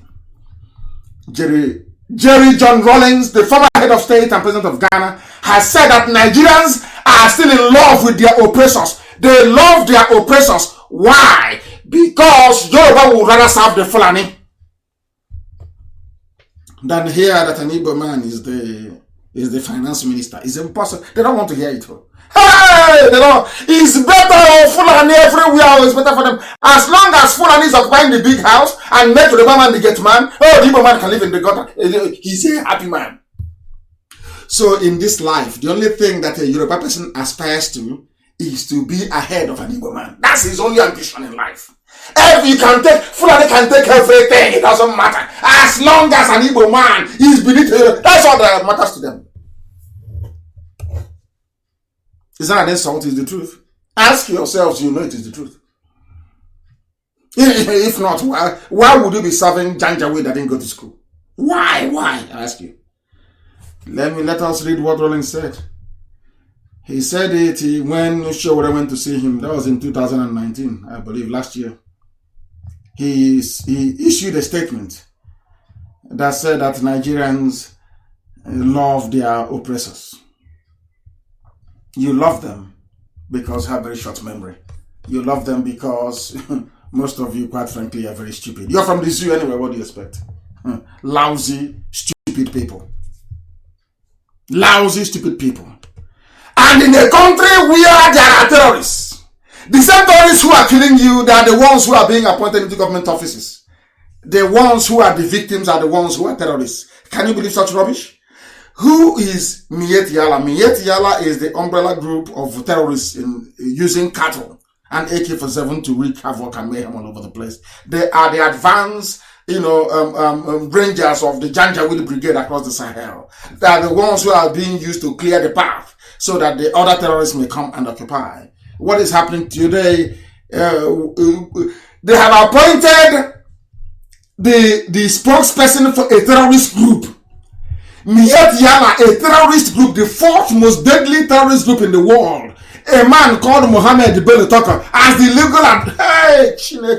as the secretary of the Federal Character Commission. Hey! And this is what Yoruba is supporting. Yoruba, this is what you're supporting. Yoruba, you're supporting this evil. Yoruba, you are supporting this evil. This evil. Miyet Yala, the fourth largest terror group in the world, being appointed to federal government position. Unbelievable. Unbelievable. Unbelievable. It is there for the whole world to see and to read. Unbelievable. The only thing we are good at doing is pulling down doors that have come to liberate us. Even Tinubu, he has forgotten. A typical black baboon has forgotten that it was Buhari that was in Abacha's regime, part of those that were chasing him before he went on exile during Nadeko. Tinubu was a believer in restructuring. Some of you don't read, but I read very clever. I read when that man came back in 1999, 2000. He opposed Abdul Salami Abubakar's Janjaweed constitution. I remember Tinubu very clearly. Go and research it very well yourself. A Yoruba man. He was a Nadeko activist. He fled Nigeria. He went on exile. But Yoruba will not tell you that was what he did. But he did. He openly said, and I remember part of the thing he said. He said that he would not participate in any democracy defined by the military. He was making specific references to Abdul Salami Abubakar's Janjaweed constitution. He said it is not the basis for a new democratic dispensation. He said he called for a national sovereign conference. Do you know what happened? After 2 months, Tinubu changed. Only 2 months. His Islamic brothers from the north told him not to oppose the efforts of the north to enthrone a Yoruba man as the president. And after all, they gave them two candidates, Olufalaye and Obasanjo, to choose from. Everything about integrity and morality went through the window. And you want to build a good country in Nigeria. You are Nigerians, yes? You are Nigerians, yeah? Hey, unbelievable. Unbelievable. It was at that same alliance that they worked against Ekwueme. They co-opted Ojoso Carlo to derail his own brother's ambition. They promised him vice president in 2099. Today he's in prison. Yet they don't learn. Do they learn anything? Of course not. The traitors, some of you call your political leaders and elders, are there watching and speaking long grammar. They cram because if you call them for an interview, they spend days cramming some big words. When they come there, they are unleashing them. You think that they're very smart, not knowing they're as thick as a plank. Livered traitors they are. Under their watch, those you call leaders, they said, with all respect, the 400 retards are spraying coronavirus like a confetti at a Christmas party to some hapless online Facebook intellectuals. To them, this is leadership. Once you speak grammar, you're a leader. You're a learned leader. Meanwhile, Fulani is busy bringing us Janjaweed with corona infection into our land. Enugu, Oka, Abakaliki has been contaminated. If not that Chukwukika Biama is protecting us. To the idiots that consider impotence and cowardice as intellectualism, they must hide their zoo faces in shame. Fulani is working hand in hand with agents of African depopulation to reduce our numbers. The same way they brought Boko Haram to kill us, it's the same way today Fulani is spreading and spraying coronavirus across everywhere in the zoo. I don't know if you have seen. Please play that clip for them so they can see it. A clip of infected Janjaweed in Enugu, in Oka. They brought them to infect every other person. That is the gift of Fulani to all of you. And this is the evil that Yoruba is supporting. This is the evil that Tinubu is supporting. This is the evil that China is supporting. And Punch newspaper, Yoruba media, this is the evil they support. It cannot be well with all of them that are destroying the lives of innocent people. Black Africans, we value foreign things more than anything indigenous. You can see ordinary Madagascar are producing drugs, and the janja weed, a Fulani man wants to go and buy the drugs and bring.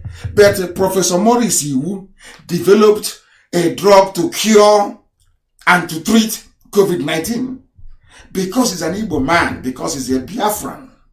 Nobody wants to hear him. No chance was given to him. The grant to give other people to go and develop a vaccine, none was given to him. Because he is not a part of Nigeria and can never be. Can you see it now? All those idiots speaking long grammar, restructuring, we need to restructure and put our rubbish. Have you seen it? Professor Maurice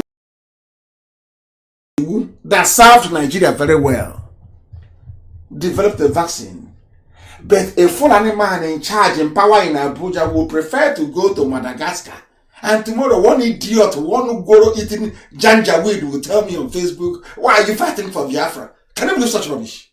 Can you believe such nonsense? Can you believe it? That is why, despite the obvious and structural failures on the British colonial experiment you call the zoo, Nigeria, those that claim they went to Harvard and Oxford, they are so shameless and intellectually vacuous that they want to sustain something that is an obvious failure because a white man created it. You are supporting one Nigeria because a white man created it. You don't want something created by black people. You want something a white man created. So when I told you earlier that a white man has the grace of God, you didn't believe me. Do you see how lowly you have placed yourselves? Do you see how stupid you have made it? So it's only something that a white man creates that is good. Like Nigeria. If you create Biafra by black people, oh, no, we don't want it. You need validation from a white man. Disgraceful. Absolutely disgraceful.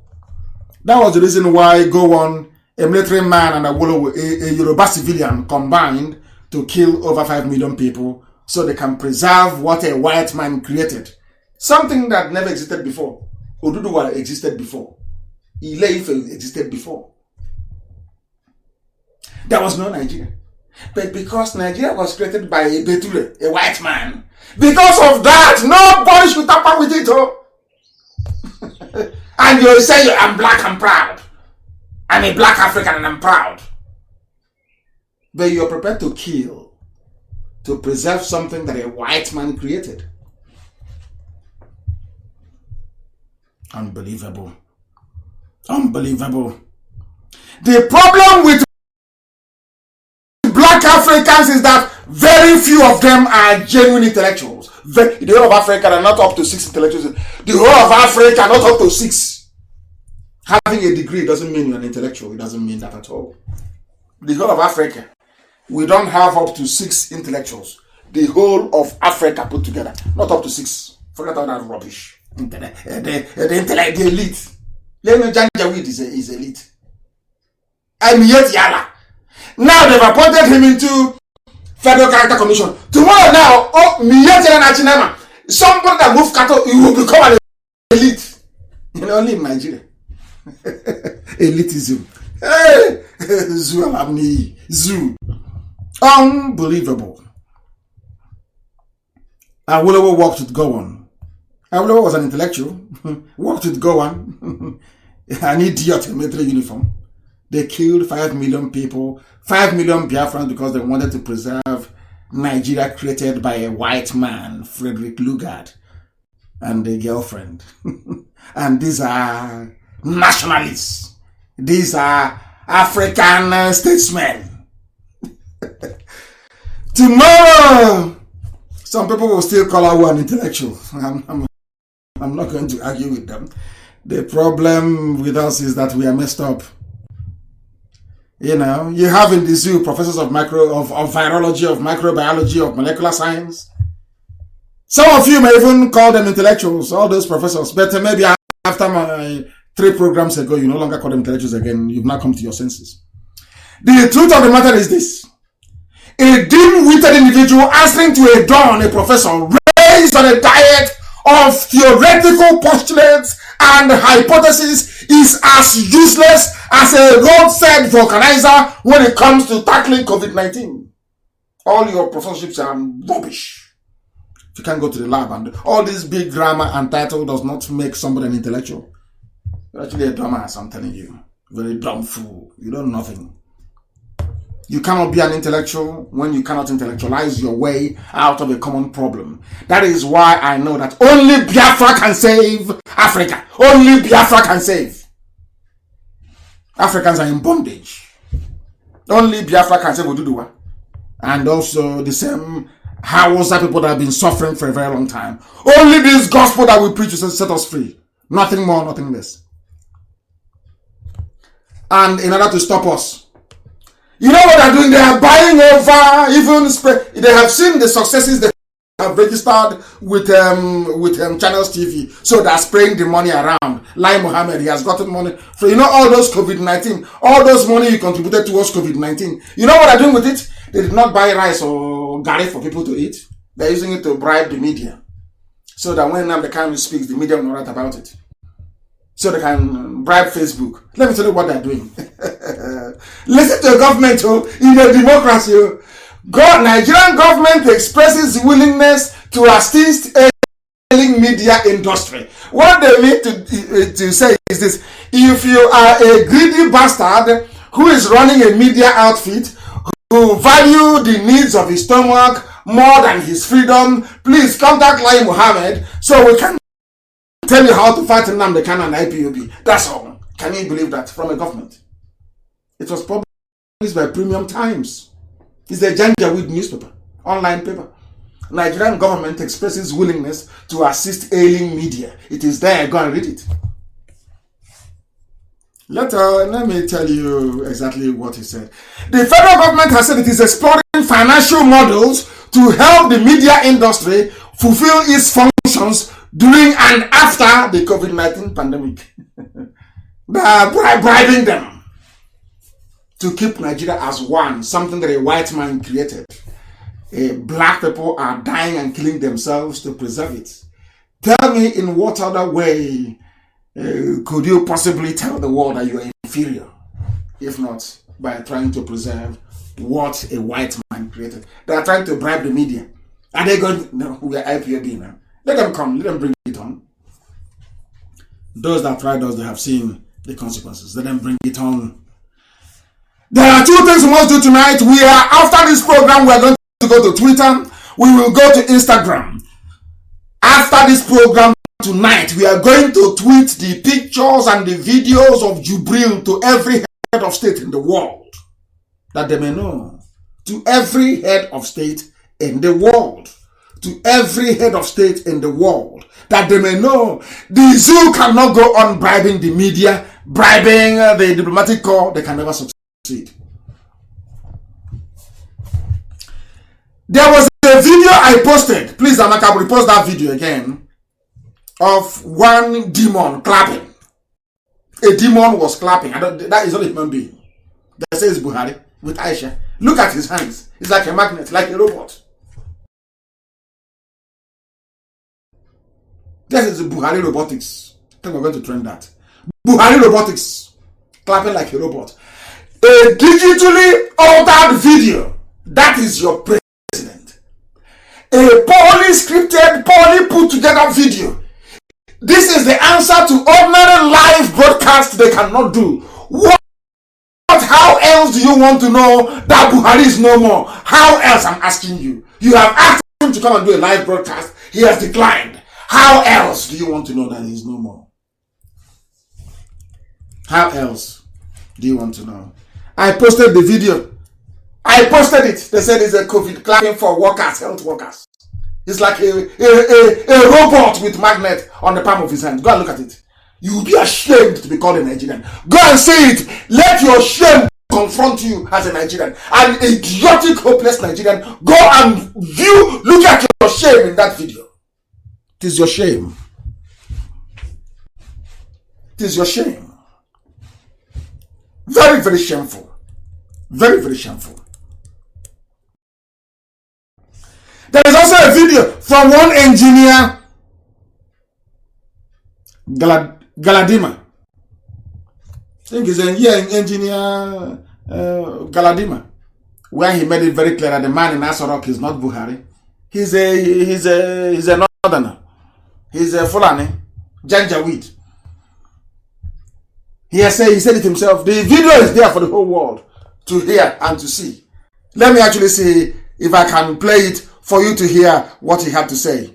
Let me see if I can play it for you to hear what he had to say. Listen, let us see if we can hear him. The man don't think is the Buhari me and Yunka used to. He's breaking up. The man Buhari is not the one we used to know, Engineer Galadima. Definitely, it's not the General Buhari that we used to know. And people were clapping and saying, yeah, yeah. Post the video, is not very clear here. Try and post it for the world to hear. Engineer Buba Galadima said it. It is not the Buhari we know. People were clapping. So people know that Buhari is not there. They know that very well. But Yoruba keeps covering them. I don't know what. There must be something Yoruba is gaining by serving the Fulani. They must be gaining something. I don't know what it is. Maybe one day they will tell us. One day they will tell us. Unbelievable. You have people that went to university behaving like idiots on a daily basis. You have a president in the middle of a pandemic. People are dying in Kanu like flies, dropping and dying, dropping and dying. He cannot address you live. And you still wake up the next day and shamelessly say that you have a president. Shamelessly say you have a president. Hey. What the Fulani Janjaweed Niyetiala terror government has done is to entrench what I would only call Janjaweedism in the day-to-day running of the government of the zoo with the help of Yoruba people. They invited the Chinese, have you forgotten? I warned against it. The Chinese came and I told you once the Chinese come, people will die. I told you, they will not write it now. They are waiting for Yoruba man to say it. Once the Yoruba man says that in the next 2 months, there's, this one, hey, Bankole said it, that the Chinese shouldn't come. There's something that Nnamdi Kanu said many months back. That's the way they operate. As I said before, as long as the Yoruba man is in front, as Fulani can take it, as long as the Yoruba man he feels that he is getting won over the Igbos, hey, Fulani can take anything they like. I told you that if you let the Chinese come in, people will die. I told you that live on air. I told you. Has it not happened? Has it not happened? How many of your prophets said it? How many?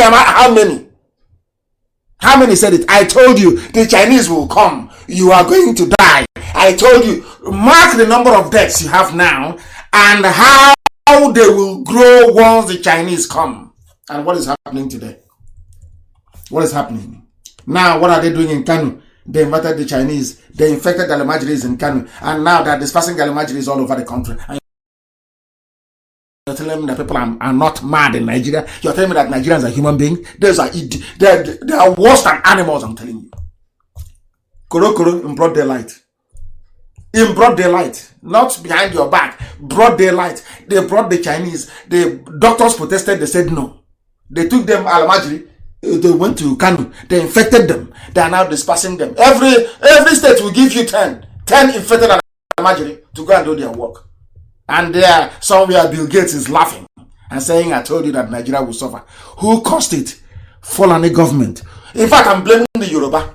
Yoruba, you people brought these monsters and put them and sustain them with your lies and your deception. With your lies and your deception, you kept Jubril al-Sudani in Asrock with the Yoruba lies and deception. People are dying in Kanu. I blame the Yorubas more than I blame the Fulani Janjaweed. They caused it. They keep supporting evil. And evil will consume them. Evil will consume them. Very, very sad indeed. Very, very sad indeed. Extremely sad. They have... This is terrible. The same people that are for centuries enslaved the Yorubas took a lot from them. Yoruba is still serving them. Oh God, I don't know. Maybe it's the Stockholm syndrome that they're suffering from. They have sought. I don't know. These are the people that you call leaders. For decades, they believe they taught you to believe that your successful next door Igbo neighbor is your enemy. They have deceived all of you and now they have failed. They have squandered all the money meant for you and your family. And due to COVID-19 lockdown, all of you are feeling the pains and the pangs of hunger, I would say. And instead of you to complain, they have even brought you death as well via the Chinese. Via a vaccine that is untested. And now people are dying. They are silencing you so you can't even speak. That is why the good people of Kanu and Kaduna must have self-preservation first and foremost in their minds. I am not your enemy. IPOB is not your enemy. Biafra is not your enemy. Your greatest enemies are the Gandujas of this world. Those who, I don't even know who's running Asorok now. I don't know who's running it. Because there is no more Abakiari. So anybody can just take any amount they like now and go. No question will be asked. And burn down the place as well. Nigeria has no government. This Janjaweed, the Fulani government, have destroyed your lives forever and ever. And that is the price you pay for stupidity. That is the price you pay for ignorance. That is the price you pay for not being intelligent. That is the price you pay for not listening to Radio Biafra. That is the price you pay for fighting IPOB. Now you're dying. You are dying in your hundreds in the north, and it will go everywhere. I'm sorry to say, it will go everywhere.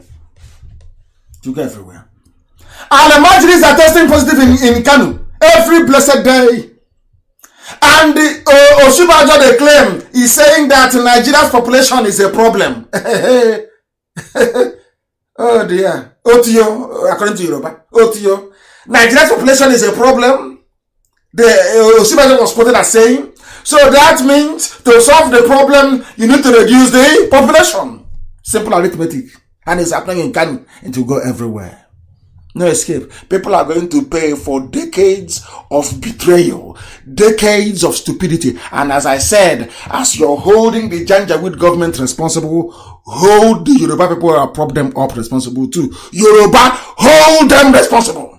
They're part of the problem. They're part of the problem. I tell you the truth. You may not like it, but it's the truth. If you go down and sit in your room and pray to God, God will tell you that the problem. What Yoruba did is not good. What Yoruba is doing with Fulani is evil. It's not good. It's not good at all, at all, at all. And what have they done? They have gone and borrowed even more money. 3 to 4 billion dollars they are borrowing left and right. Who is that kind of Nigeria? Nobody knows. Who is running the country now? Nobody. It's Photoshop. I want to speak to a president. Oh, you can see him clapping. How about the vice? Oh, you can see the interview.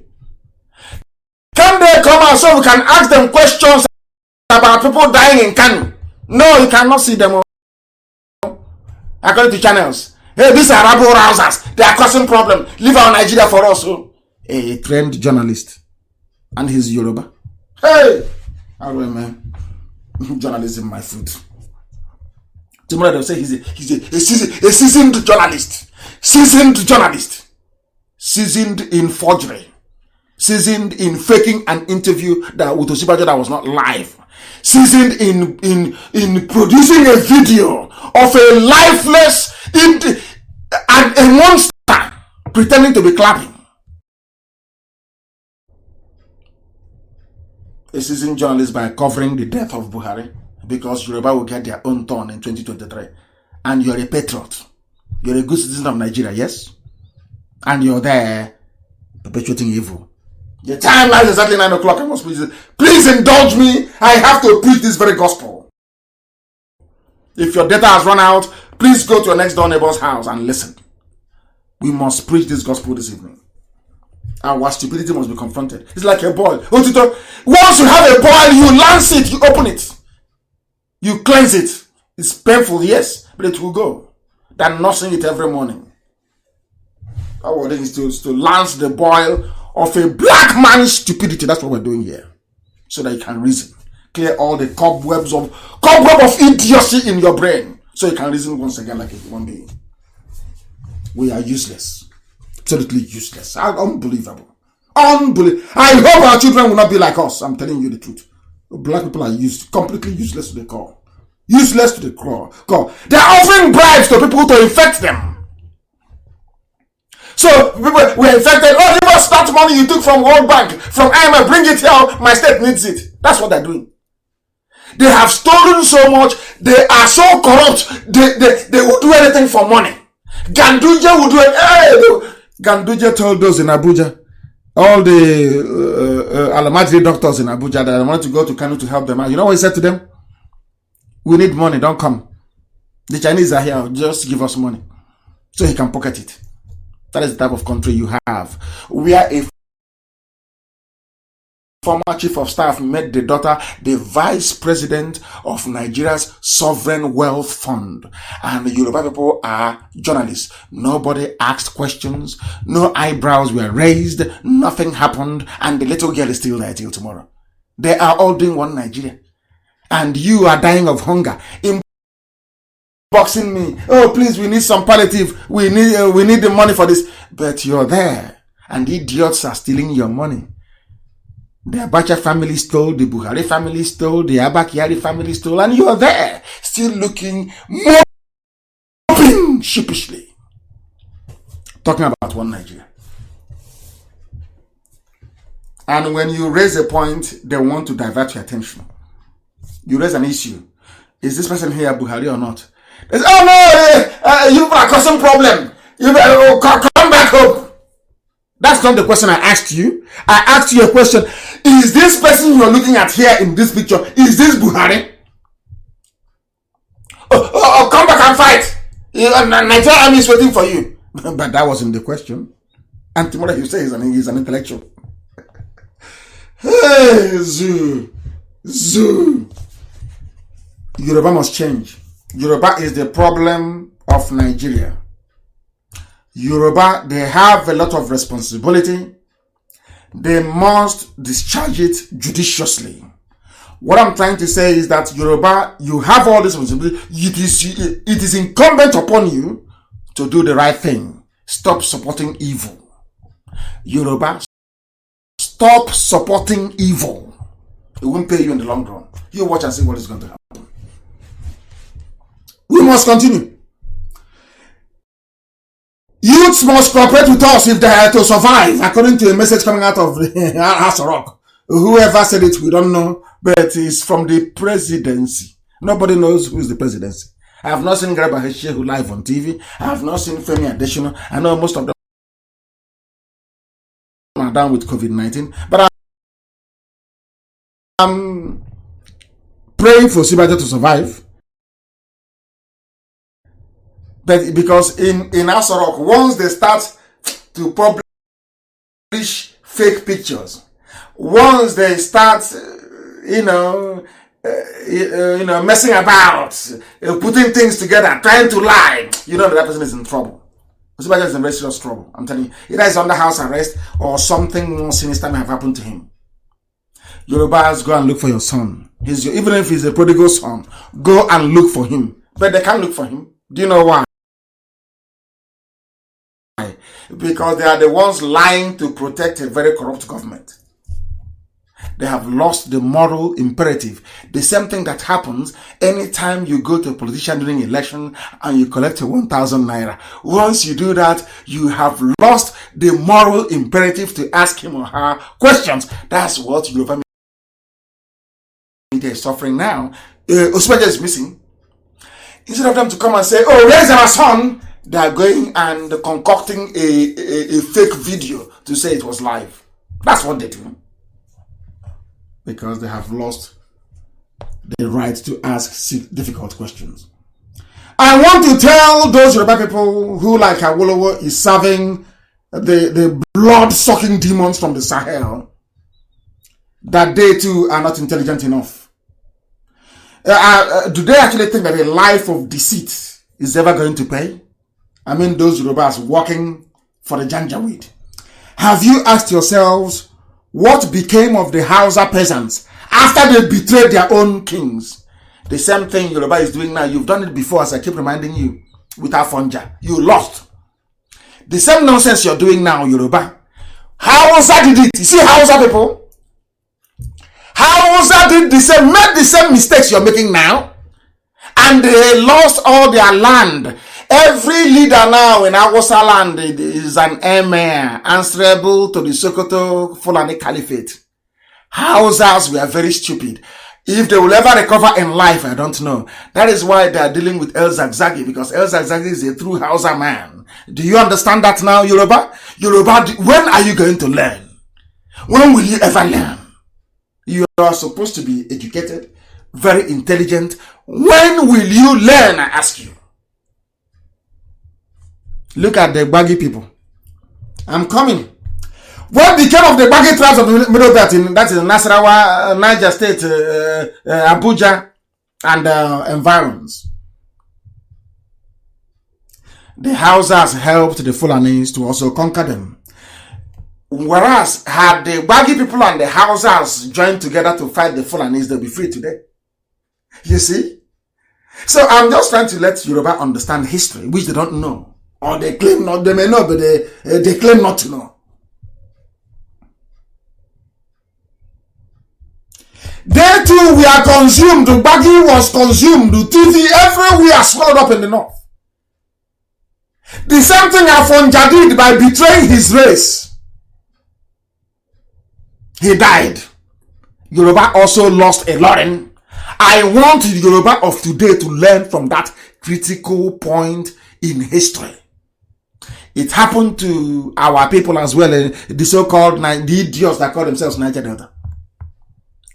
Adakaboro betrayed Biafra, he was killed. Ken Sewiwa came and betrayed Biafra, he too was killed. Not by an Igbo man, no, but by the same Fulani people. They were calling their friends. When Buhari took over, the first place he bombed was Calabar. I have the letter from the Australian government. I have it. When I publish it. The first place he bombed was Cross River. Those that telling you, oh, we are part of the North. They protect us from the Igbos. Yoruba, you are digging your own grave. Mark every word that I tell you. Anybody who comes out of Yoruba land to fight for Oduduwa, you will get my support. But you must fight for Oduduwa. Once you come with this Nigeria rubbish, I don't want to know who you are. Go and fight for your freedom. And we'll give you free oil and gas. Afonja did what Yorubas are doing today. It cost him his life. The Hausa were stupid. They lost to the Fulani Janjaweed Emirate. The Baggy people messed up. They also fell to the Janjaweed. The funniest thing is that as they conquer each tribe, they convince that tribe to help them conquer the next one. And everybody keeps falling for this garbage. Every idiot keeps falling. Even some Igbo politicians, they fell for it. Even Ohanese, they fell for it. Go, let's kill Nnamdi Kanu. You people are there. You're not doing anything. They had a meeting at Nikelek Resort. How to kill me and my parents. Do you see how the game that the Fulanis are playing? But no, there's an intellectual. You know, Hannes is telling, oh, we are the intellect, we are the elite. Umokoko, They cram, they swallow dictionary, they come out and be talking rubbish. I said they own rubbish, I'm telling you, they have nothing upstairs. They are ordinary, me yet y'all are convinced world. Help us who want to kill Nnamdi Kanu. All the governors ganged up to kill me. Ask yourself, can somebody ask me what wrong did Nnamdi Kanu actually do? Why did people want to kill him? Because the Fulani man asked them to. It's something that the Yorubas are doing. You know, it's everywhere. Once they get you, they convince you, or they give you some money to turn against your people. That is why the Osito of this world, or Jews of Kali, can see what become of them. That we are IPOB. Very, very formidable. We have idiots everywhere. There are some people that their mothers were impregnated during the war by Fulani. So when they open Facebook pages and be talking rubbish, don't blame them. It is the blood in them that is talking. Blame their wayward mothers. Don't blame them. Don't blame them. Yoruba must repent. They have to repent. We have the cure, Professor Maurice Iwu. He went on national TV to announce it. I have the cure for COVID-19. But because he's an Igbo man, nobody wants to listen. Yoruba will tell Fulani, oh no, he's an Igbo man. Oh. If you do this now, Igbos might get money. Oh. The world will start hearing about Igbo. They will start hearing about Biafra. They will say the East again. Those guys, the intelligent. Oh. This is the advice that Yoruba is giving to Fulani. So because of that, let's kill it off. Oh. We won't report it. Oh. We are channel, so we're not going to report it. Oh. And don't patronize him. Instead, let's go to Madagascar. And you come the next day and you tell me, let us be one Nigeria. Yeah, you're a fool. Complete idiot. We are preaching this very gospel this evening. Time is going, I know. But we are taking time to digest this very information. Every Hausa person, with the exception of Sheikh El Zagzagi, looks towards Sokoto. People don't know that the Baggy people are mostly Christians in Abuja. I met them. They are mostly Christians. Are you aware of that? But they are being overshadowed by the Janjaweed within them. All faces point towards Sokoto. TV people that are more or less a vassal colony of the Fulanis.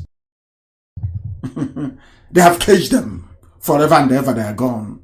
That's why they keep struggling, wanting one Nigeria. No, one Nigeria cannot save you. Get yourselves organized and answer a middle belt republic. That's your only savior. Not one Nigeria. They will take you. They will take this land. Not just converting you. They will kill you and wipe you away and take over your land. And then in your next life, when they tell you to betray Biafran people, you will say no. It's a vassal colony. Part of northern Igala was also conquered. The northern part of Benin Kingdom was conquered. What the Fulanis have now done is to cement that alliance by ensuring that only Muslim politicians or their sympathizers hold elected offices or government appointments. That is why in the West they have Tinubu. That is why in the Midwest they have Oshomole. All Muslims. So you don't know. That is why they came to Agbo and they bribed four traditional rulers. They said to them, we'll give you 4 million every year to convert to Islam. And 4 traditional rulers in Agbo agreed. They took 4 million from Miyetti Allah and today they are Muslims. The same thing is happening in Igbo State. Don't you know that before? Don't you know that before? Because they couldn't conquer Biafra land, they have now resorted to bribery and intimidation. Successfully converting 4 traditional rulers in Agbo.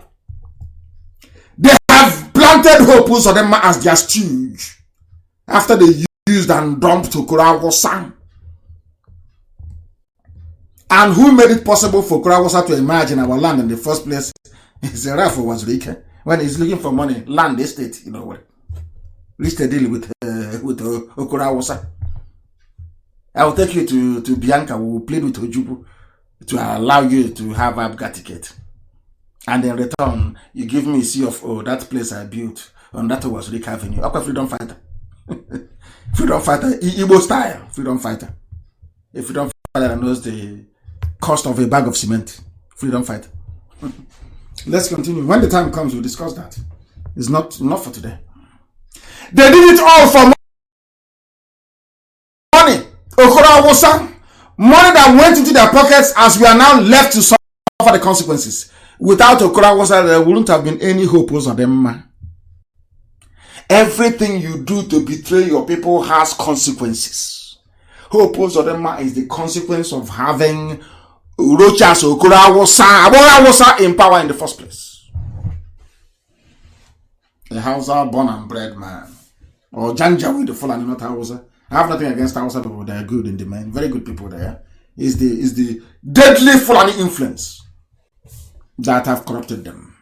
Everybody is suffering in the zoo and will continue to suffer until you all rise up and say enough is enough. And how are you going to do that? Everybody must secure their own territory. As simple as ABC. Oduduwa, stay on your own. Biafra, stay on your own. Middle Belt. Core North, Harewa North, stay on your own. That's the only way forward. The planting of slaves in Igbo land, in Biafra in general, apart from Nwike, who is a very strong fight as well. Of course, Odo Emmanuel is also very strong in Akwa Ibom, very strong. Especially the head bridge is in Igbo land. That's where they want to wreak havoc. For you to be a successful slave to the Janjaweed, they first empower you with some contracts and positions in government. Then now you become an intellectual because you now appear on channels TV and pay Guardian is about to carry your story. And once you do that, you start speaking down on your people, start blaming the Igbos for all their problems, and then they begin to empower you. Before you know it, you're in the Senate or House of Reps. The result is that the crop of leaders we have today in our land, across Biafra land in general, is so poor. That is why we ended up with the likes of Willie Obiano, ended up with the likes of Hope Uzodinma. And look at what Umahi is doing in Ebonyi, taking loans from his Islamic bank, bringing the Chinese to come into our land. They don't give us jobs. They even operate the payloaders and the tractors themselves. They're mining our minerals in Ebonyi State for the benefit of Dave Umahi and his family.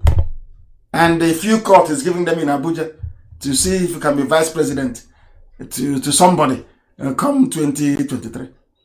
And these are the leaders we have. Okay. It's very, very painful. Very, very painful.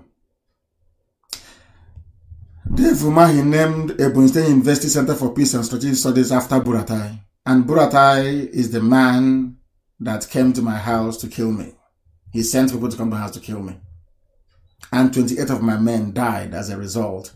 And somebody who calls himself an Igbo leader named a place after him. The same way that some idiots are saying that they want to involve Gowon in who is going to be the Igbo flag bearer come 2023. I'm not given to saying such things on air. But I don't blame those kids who write such nonsense. I blame the journalists that publish them. Any day we catch them. Any day we catch these idiots. They said that in Ohanese youth, they've been banned. Any day we catch them. Any day we catch any of them.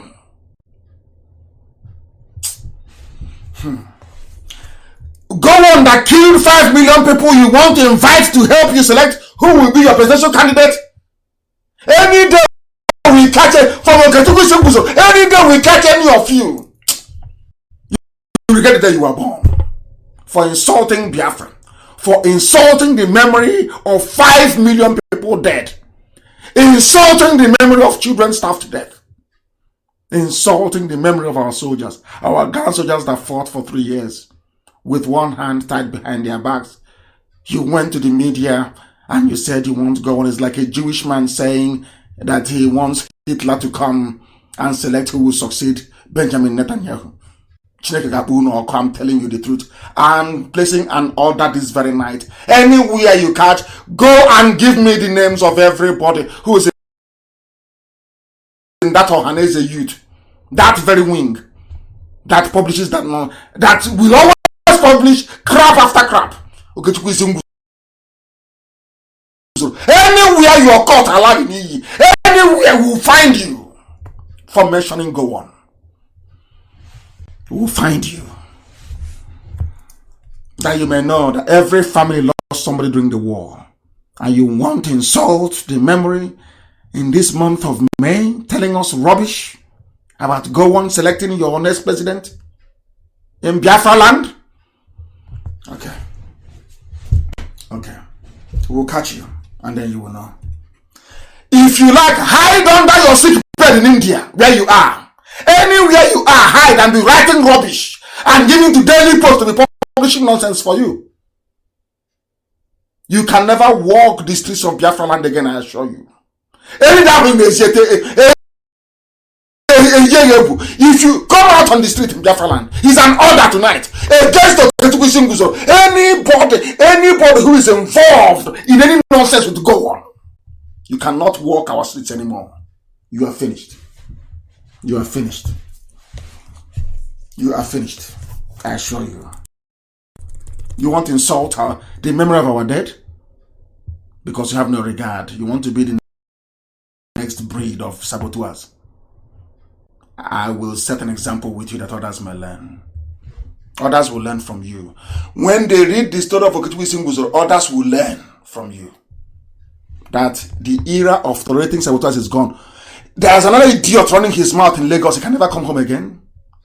And I'm warning Osita Okechukwu tonight as well, calling himself a former Von or Born, whatever rubbish he is, voice of Nigeria. I'm warning him tonight. Let him go on air and say one more crap. We'll deal with you. The era of coming and talking rubbish is gone. Gone. We are pursuing our freedom as a people.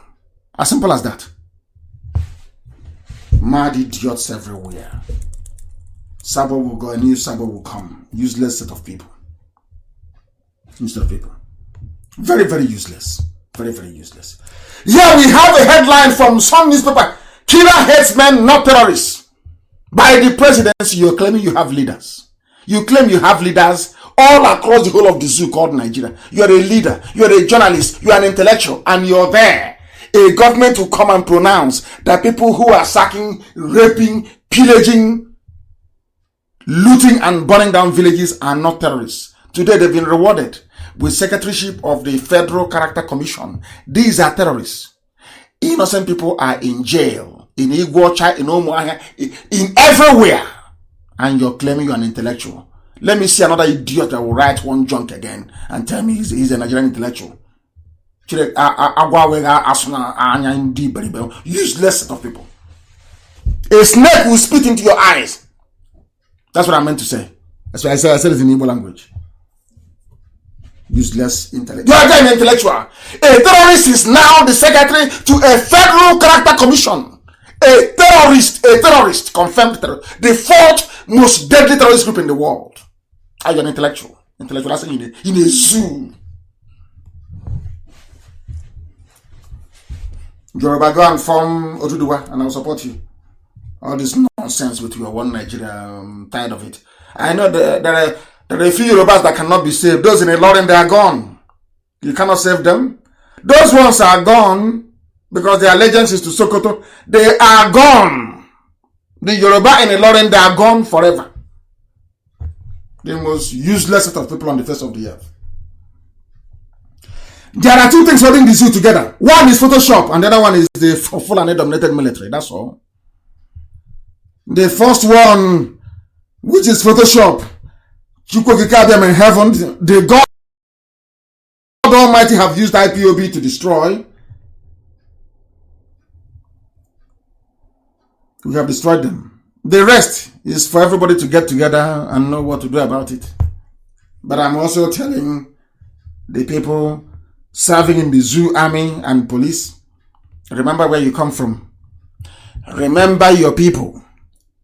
Those who are police commissioners, those who are police, DPOs, those who are army officers, remember the people in your village.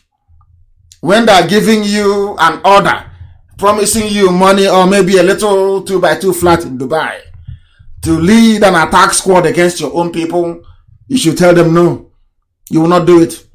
Or you tell us before they come so we can deal with them. As we have been doing in secret, of course. We must continue.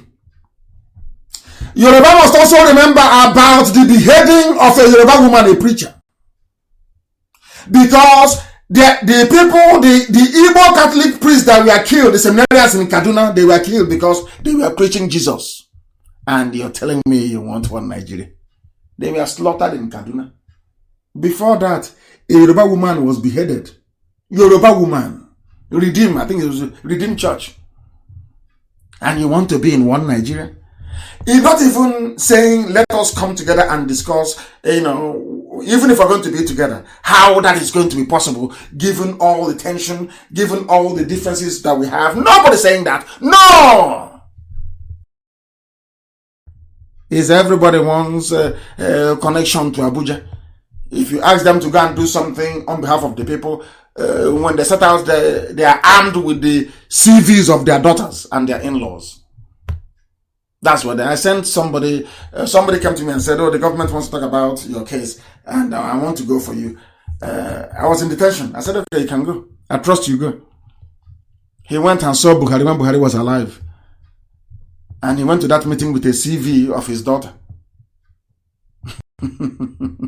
But he went there to go and negotiate. Mazi Nnamdi Kanu. He went there with the CV of his daughter, looking for a job. By the time he left, he said he can leave him there to rot and die. I will make sure that the Igbos will not ask after him. I know his name. One day I will tell you. I will tell you one day. Those are the intellectual leaders that you have. A redeemed woman, Church of God woman, Yoruba woman was hacked to death. I'm sure all of you know that. You heard and read the story when it came out. Redeemed Church, what is her name? Her name is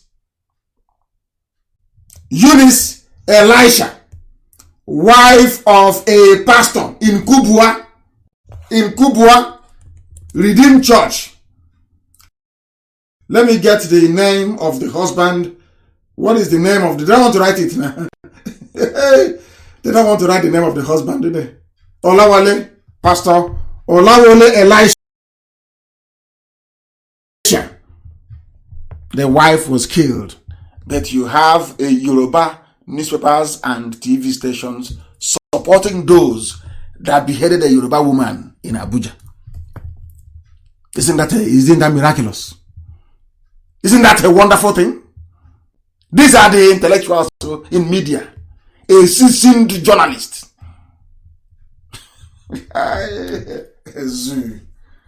Zoo. That's what they do.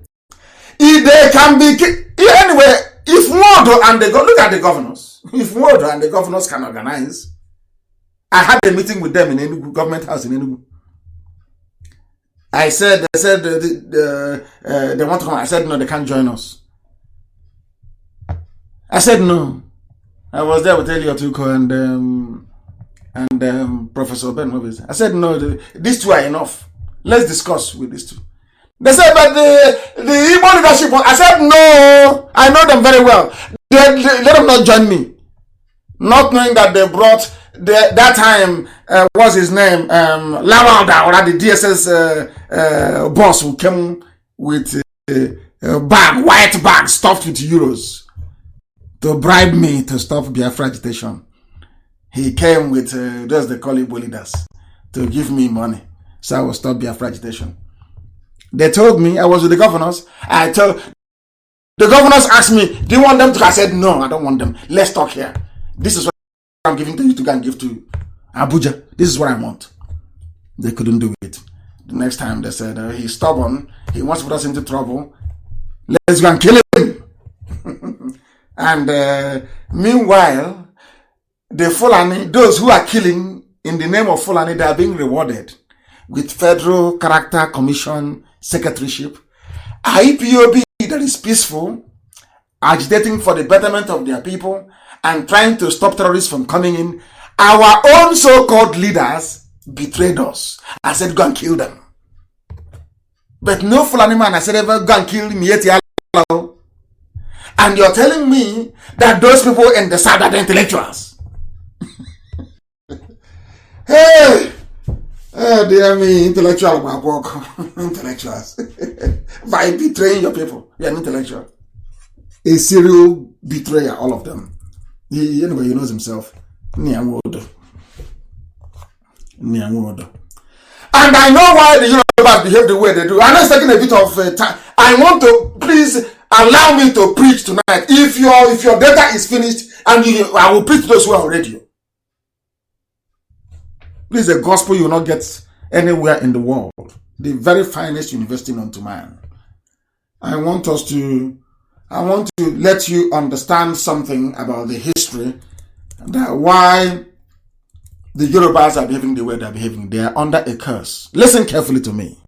They are under a curse, and that didn't curse them. Listen. In the 18th century, in 17 something, in the old Oyo Empire, they are laughing of Oyo.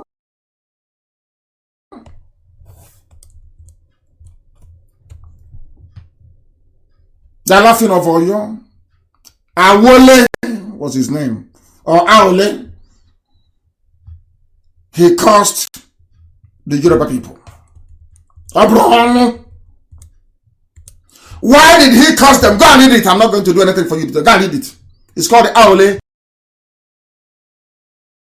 curse. A-O-L-E. Curse. C-U-R-S-E.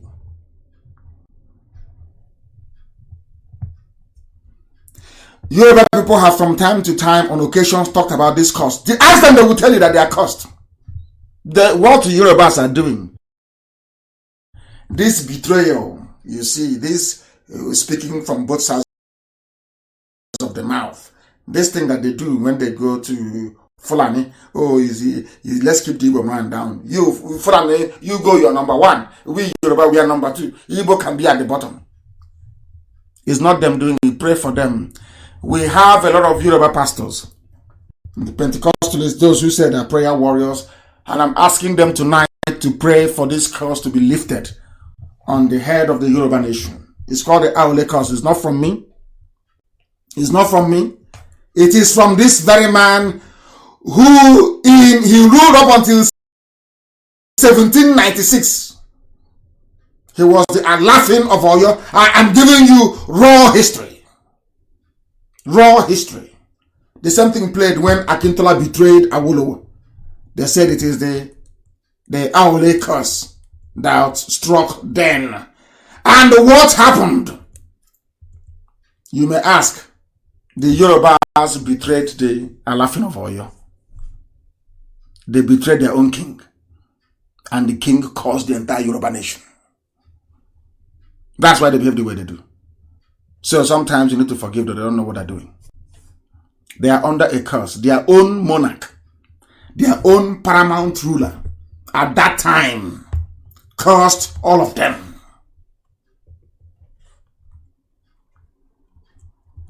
Cursed all of them for betrayal. Go and read it in detail if you want to know. When we say that this is the finest university in the world, you were doubting us, weren't you? But now you know.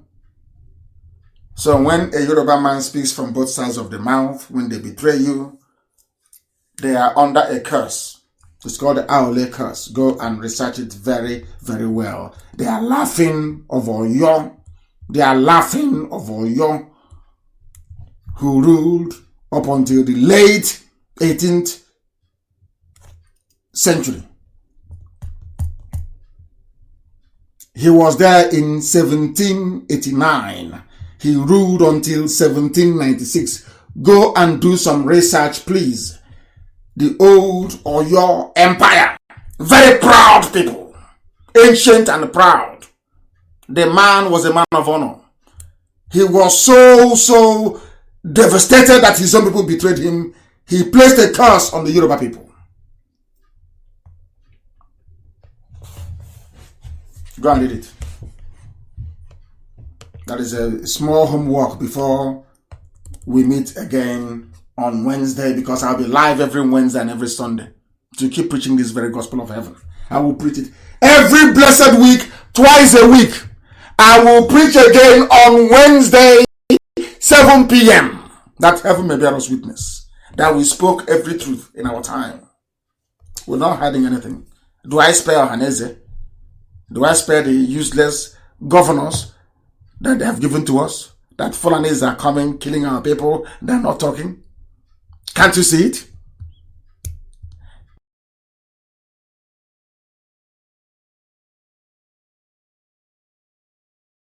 The Chinese are doing as they like in Ebonyi State. Can you not see it? Is that leadership? I ask you. And when you start suffering the consequences, you start complaining. Yorubas are under a curse. I don't want to go down the memory lane of understanding why there is this deep-seated hatred. But I do know that Kanu is in trouble. Kanu State is in trouble. People are falling like flies. And let me tell you why I hate Yoruba newspapers.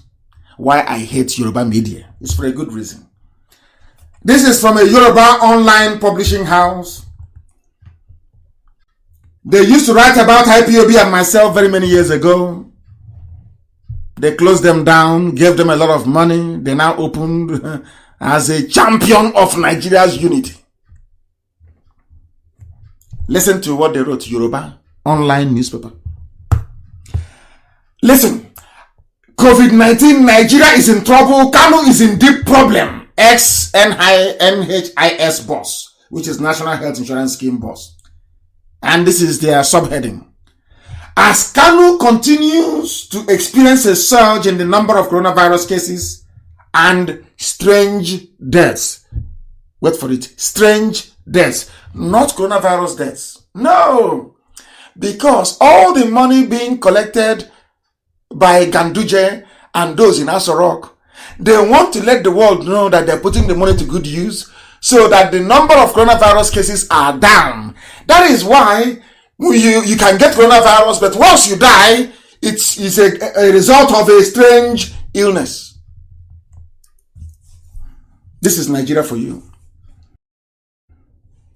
This is Nigeria. Do you see the way Nigeria works? This is Nigeria for you. Yoruba newspapers. This one is from legit. Or should I say illegitimate?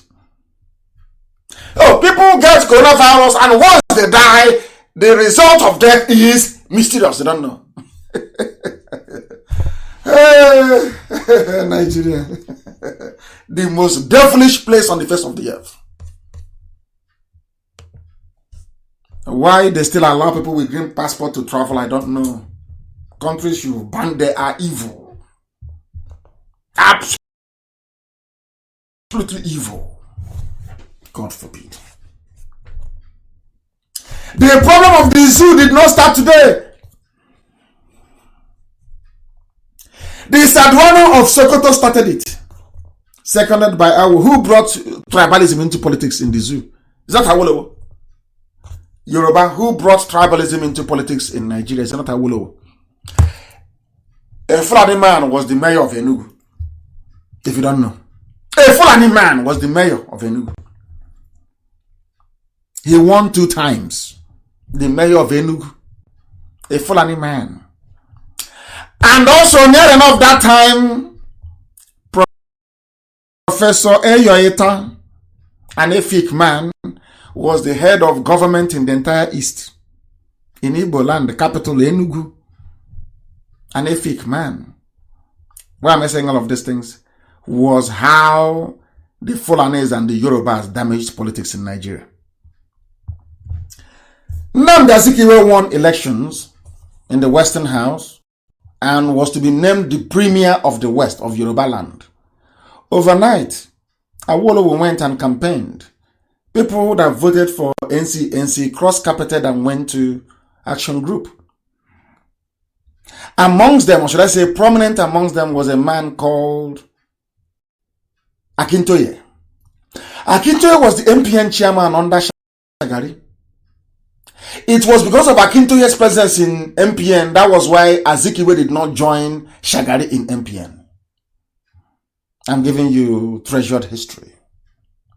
Because when they came to lobby Azikiwe, remember that the man who formed MPP was Ibrahim Waziri. So that when Zik came, having fallen out with MPN because Shagari insisted on having Akintoye as the MPN chairman. Remember Akintoye Champagne? That was the man that they looted so much money. He went to France and for one of his birthdays in 1982 it was. 1982 it was. They imported champagne from France. Akintoye Champagne. Go and ask. It was Ibrahim Waziri that formed MPP originally. When Shagari lobbied Azikiwe to join him in MPN, Azikiwe said that they must remove Akintoye. And I was young then, I asked my father why. My father told me that it was because Akintoye crossed carpet from NCNC to Action Group, causing Zik to lose the Western House and not emerge as the premier of the West. I went and I researched and it was true. And listen carefully to this. It was a war that caused that very problem. And now Zik had no political base. Zik had no platform. The Sadwana of Sokoto had the North. The House of the North. Now Awolowo chased away Nnamdi Azikiwe from Lagos. From the Western House. Azikiwe needed a platform to be able to operate from. He came back to Enugu. And on getting to Enugu, the man who was there was Eyo Eta from Efik. And they ganged up and said to Eyo Eta, you must leave your position for Azikiwe because he needs to operate at an international level and he needs a base. Eyo Eta went back to Calabar, a broken and angry man. The Efiks got very angry and said that the Igbos sacked them from a position of the East. That made the creation of Cross River State very, very easy by Gowon. But I'll get to that later. Do you know what happened? The same Awolowo that kicked away Nnamdi Azikiwe in the West now ran to the people of Efik and said Igbos are domineering.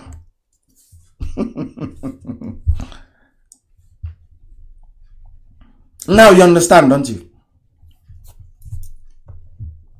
Now you understand.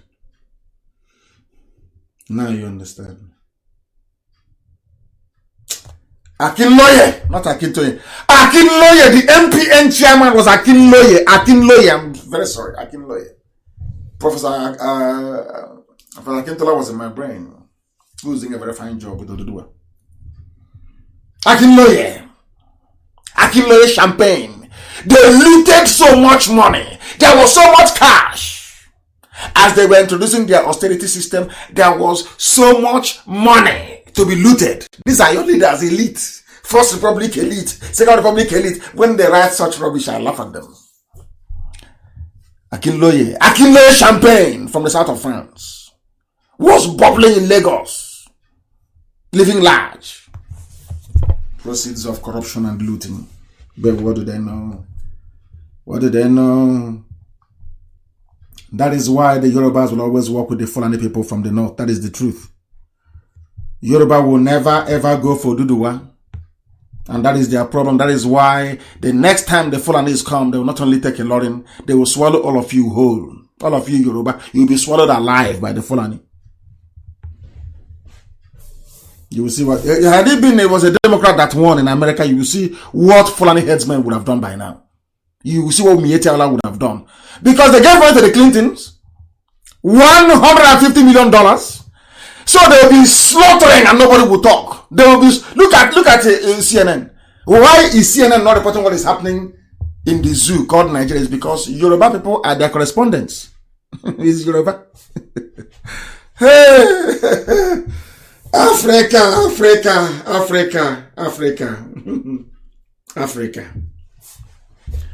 Bring Jubril to address you if you're a Nigerian. Stop disturbing IPOB and me. Bring that thing to address you live so people can ask him questions. You cannot do it. So hide your faces in shame. You can't do it. Zero.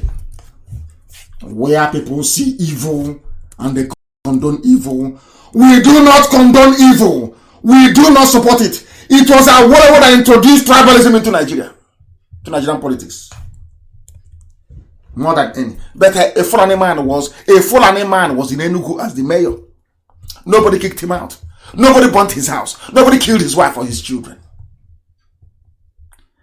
In all our lives, Biafrans have been trying to be good Nigerians from day one. But they never wanted us. And they can never want us. Never! Never, ever, ever. That is something you must know. Something you must know. I remember Paul Onongo in those days. He was in MPP. Paul Onongo he realized where he came from, was in MPP. But after a while, I think they bought him over as well. And when we speak the truth, the likes of Archbishop Chukwuma of Anglican Communion in Enugu will say that Igbos don't respect their elders. Can you believe such rubbish? A man that I actually respect. Archbishop Chukwuma of all people should know that Igbo people do not just give you respect because you're an elder like that. No. You must represent, you must have a value. You must be a man of truth, principle, and honor. We are not hypocrites. We are not. Yoruba younger generation, they can be hypocrites, lying down before everybody, even though it's killing them. We don't do that rubbish. We don't do that. You call that respect? And you're dying of hunger. So this elder you're respecting, why can't he come and feed you? Why is he not feeding you then? Why don't you have electricity and running water? You run to China to go and bring doctors. And you have elders. You have elders. Today they have jailed and arrested people. They insulted Buhari. But they insulted Jonathan. There is nothing they did not do to Jonathan. Jonathan never retaliated. They brought a goat. They hung a sign on the neck of the goat. My name is Jonathan. But somebody named this dog Buhari, and every Janjaweed in DSS descended on the poor soul. They insulted Jonathan. Jonathan kept quiet. Because Jonathan is a Biafran. He is a Democrat at heart. We are Democrats. As you're born, you're a Democrat. You don't need to go to school for it. We understand. Before the white man said writing rubbish about freedom of speech, you are free to speak.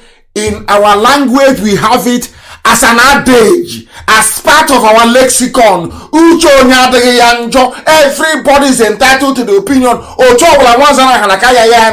Everybody's view must be heard and respected. Before the Greeks were born, we were practicing freedom of speech and democracy in the land of Biafra. In this dispensation, I look at the idiots and I laugh. Who is more disposed to democracy more than Biafran people? No human being at all. And you don't have shame. That's what I told you before. They are selling you people in Lebanon. They auction you in Libya, only Africans. They sell you in Libya. They auction you in Lebanon because you have no shame. You have no pride. The only time you have energy and strength is to fight those who are fighting to liberate you. That is what makes you a black person. That is what makes you a black monkey. That is what makes you a black baboon, because you don't reason very well. Nigerian housekeeper for sale in Lebanon. Advert in the 21st century. Advertised. African domestic worker for sale. A Nigerian with new residency permit and complete legal papers. 30 years old. Active and very clean. In Lebanon. She traveled all the way to Lebanon. As a slave. A voluntary slave. You're a proud Nigerian. I'm Nigerian, I'm proud. You people have no shame. You have no shame. No class. And no relevance. Look at the pictures of Jonathan being displayed. Everything. Nobody went. No security services. Nothing. That is how the Fulanis have intimidated everybody so badly. that they can do whatever they like and get away with it. In broad daylight, they have appointed somebody from Mietiala as secretary. As secretary to the Federal Character Commission. Unbelievable. You keep loving your oppressors. But we are here to keep on expressing you. Look at Dangote from time. They never loved you. Dangote is building a refinery with that's going to run on oil and gas from Biafra land. All his workers are from India. India, yes, I have the video. From India. Please, Amaka, play it. China send it to Amaka to play. China will send it to Amaka to play. From Dangote factory, all from India. You're all there, one Nigeria, richest man in Africa, one Nigeria. All his workers are from India. But you have petrochemical department in University of Port Harcourt, don't you? Useless set of people, animals everywhere. I'm a proud Nigerian. You're a proud monkey. You're an animal. A proud zoo animal, you are. All the workers are from India. We have the evidence. When you speak the truth, Alamajiri Janjaweed quota, badly educated idiots online will threaten you with war. And I asked them, has the Fulanis ever won a war before? Before the Fulanis defeated the Hausa kings, they convinced the idiotic Hausa people that their kings were corrupt. The Hausa peasants stupidly agreed that they are bringing a new version of Islam. They fought and destroyed their own heritage. They now convinced the Hausas that the next problem of corruption are the Baggy people. They went into Baggy land and they took them over. The same thing to Kanuri. The same thing to Nupe. It was only the Kanuris that resisted. Kanuri said no. The Sheikh of Borno repelled them time and time again. They conquered the Hausas with the help of their own stupidity. The Hausas helped them to conquer the Baggy. Baggy helped them. They now came to Kwara. And the Yoruba man, Afonje, betrayed his own people. And the throne now went to Fulani Caliphate. It became an emirate. No longer an Obastu, but emirate. And I'm saying to you, Yoruba should not be talking online. If you have shame and you're Yoruba, you shouldn't talk online. You shouldn't. Because a Lauren is a permanent reminder of your ineptitude, cowardice, and shame. Your own land given to you by Oluwa. Oduduwa. Somebody came all the way from Sokoto and took it from you. And instead of facing Ile-Ife, they turned the face of the throne to face Sokoto. And you have the guts to come online with a Yoruba name to be writing. You have no shame. You have no class. You have no dignity. You have no presence of mind to be talking where free men are talking. When your land is under Fulani occupation in Ilorin. Oh, Lord have mercy.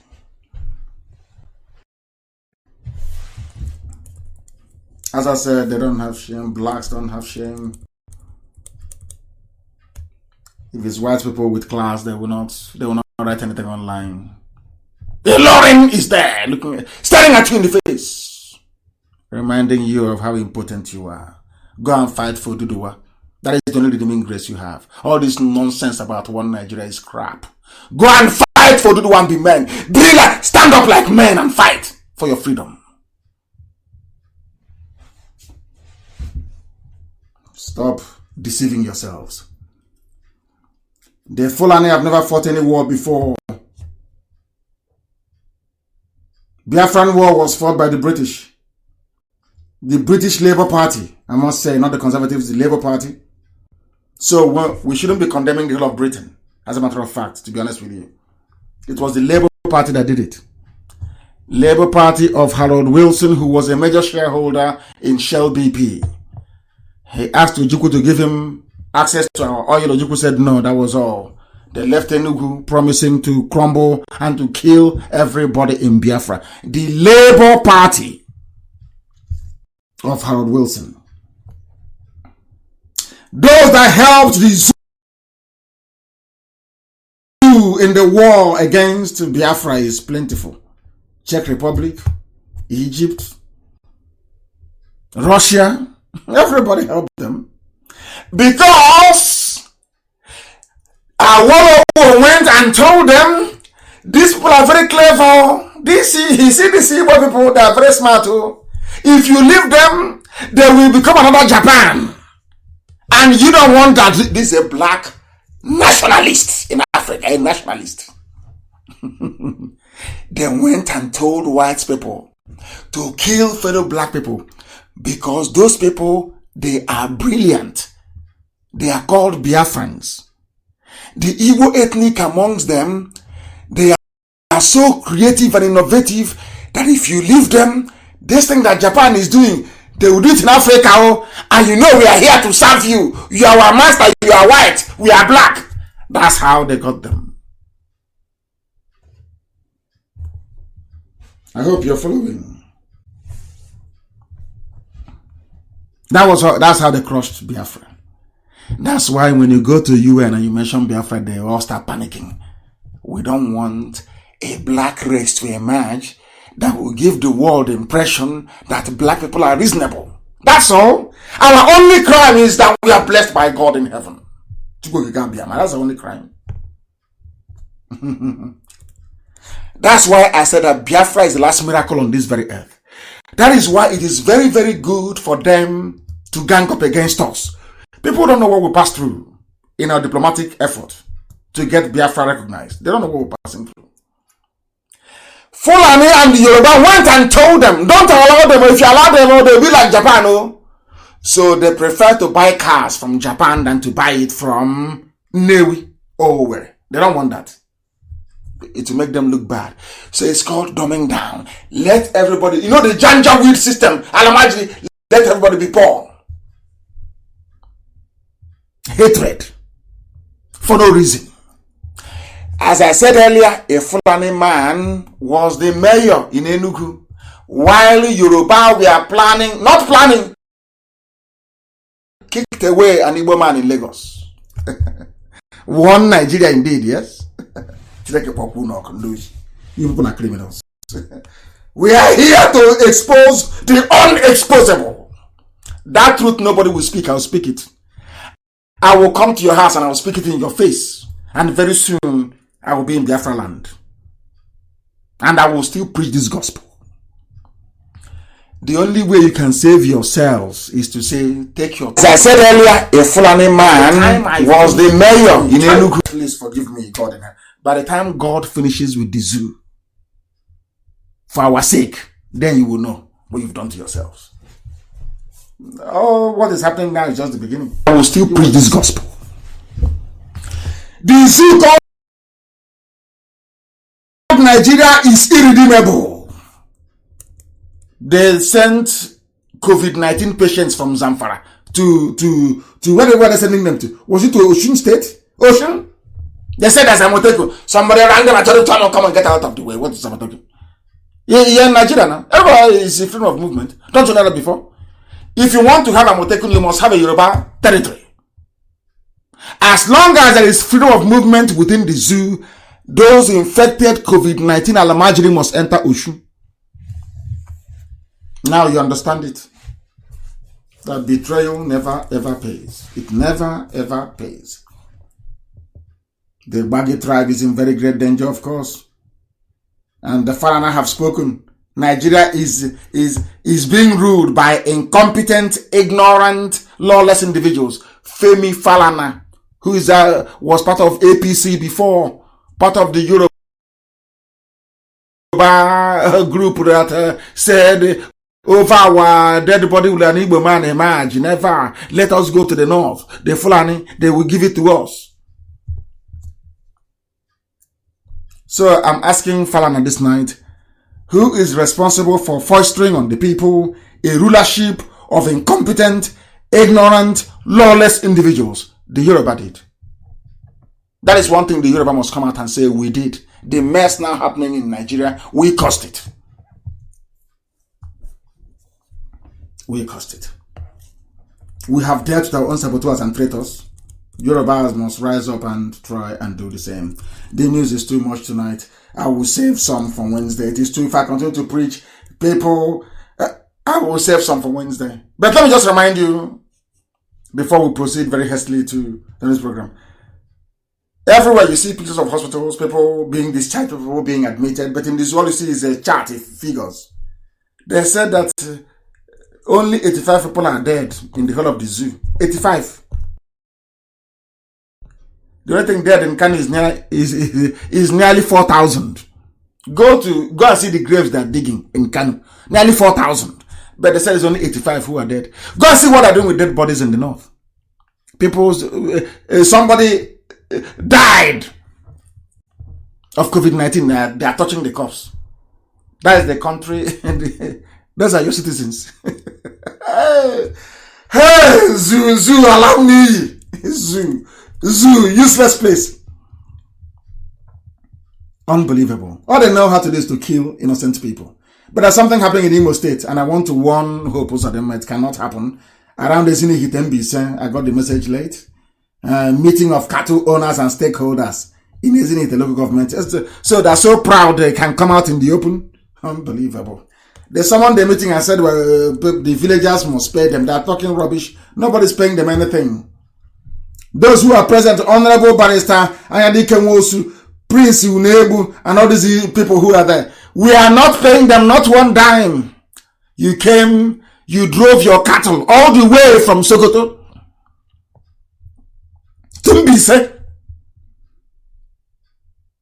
Your cattle were driven away from the farm, and all of a sudden, because of Hope Uzodinma, have people seen the consequences of Alamajiri that are answering it? Have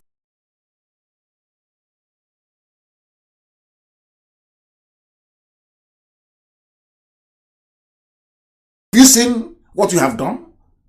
All of you defending Hope Uzodinma, not all of you, the few idiots Fulani with fake Igbo names. Have you seen what you have brought upon us? Hope Uzodinma gave them the authority to be doing this. The same nonsense you people did with Rochas Okroch. I warned you, do not cooperate with Hope Uzodinma. Look at the consequences. Let them pay them now. Let's see. We're not paying them nothing. 8 million. We should pay them 8 million. They're mad. Nobody is paying them a dime. They should go to hell. In Ezini Hite. In Mbise. No. Nobody's paying them a couple there. Go to Hope Uzodinma to pay you. He brought you there. Let him pay you. This very week we're going to head all the workers of iniquity in Asorok. We are going to expose them to the whole world. All the heads of government in Europe, in Asia, in the USA. We are going to wage a final battle between those that love the truth and the liars and the forgers. The Yoruba media that is protecting the impostor in Asorok. Now, he's not there yet. They cover the copy. They're wearing a mask in Asorok. We are not going, all those that use computer to generate fake videos of Oshibajo, fake videos of somebody clapping without a mouth and a neck. We are going to go after them. We are going to expose them. Our never say die attitude in IPOB, legendary of course. We are going to keep on trending Buhari, doppelganger. We'll keep trending it. Hole in the neck, we'll keep trending it until the whole world is aware that the zoo has fallen. Every blessed day, every day, we will remind the world that Nigeria is a charade, is in shambles, is a shame, is a den of liars and deceivers. And I will tell the whole world to ask Obasanjo, ask Atiku. These are your agents, ask them.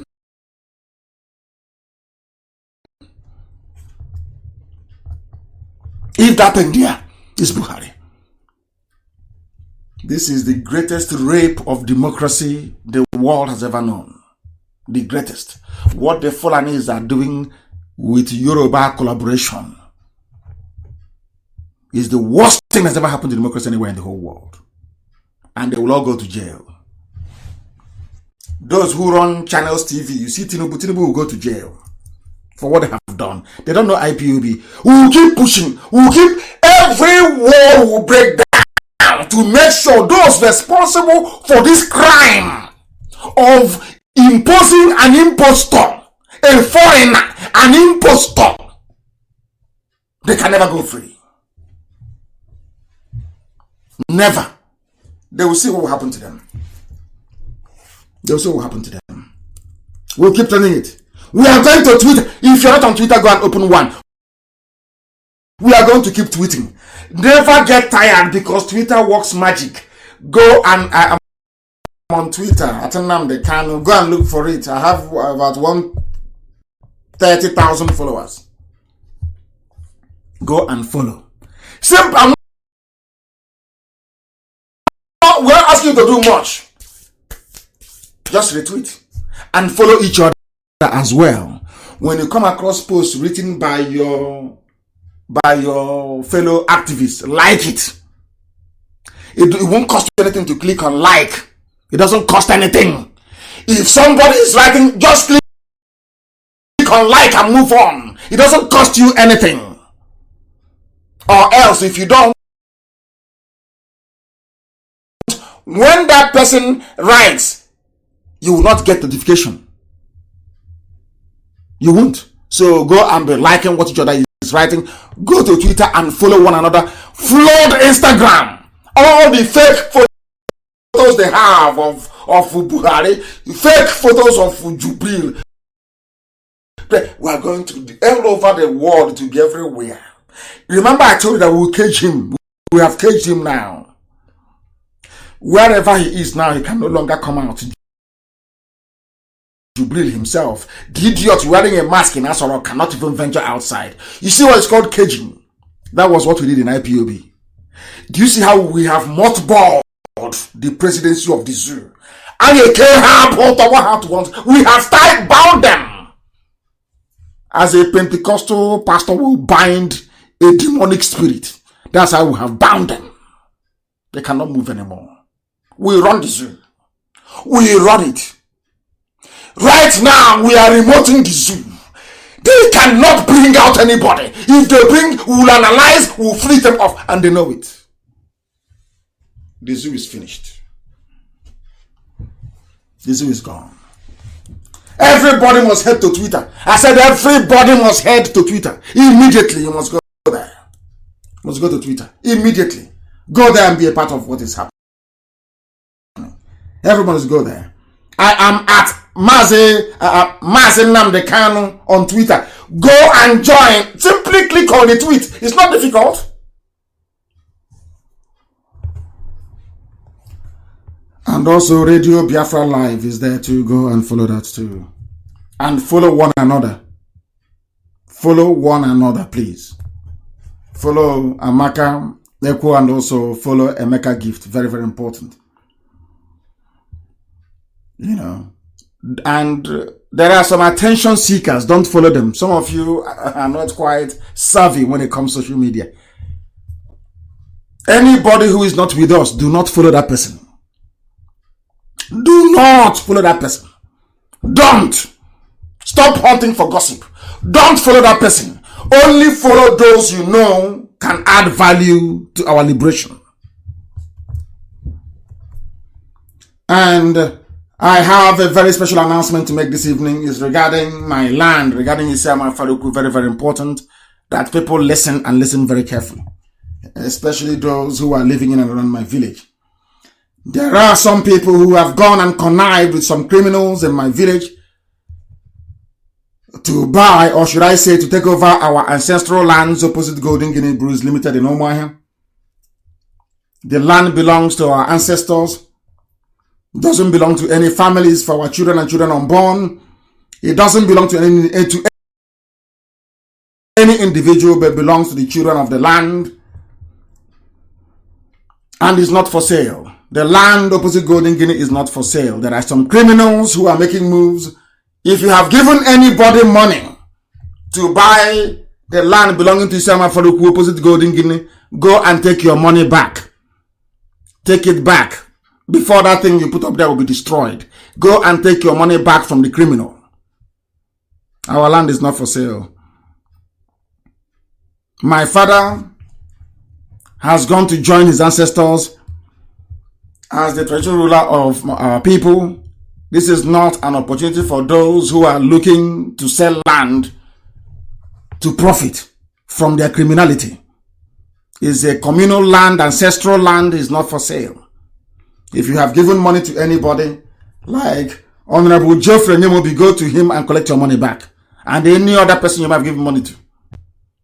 If you have given money to Geoffrey Nyemobi, go and take your money back. The land there is not for sale. Golden Guinea used to work to employ people. Now people are unemployed in the village. All they do is to sell land.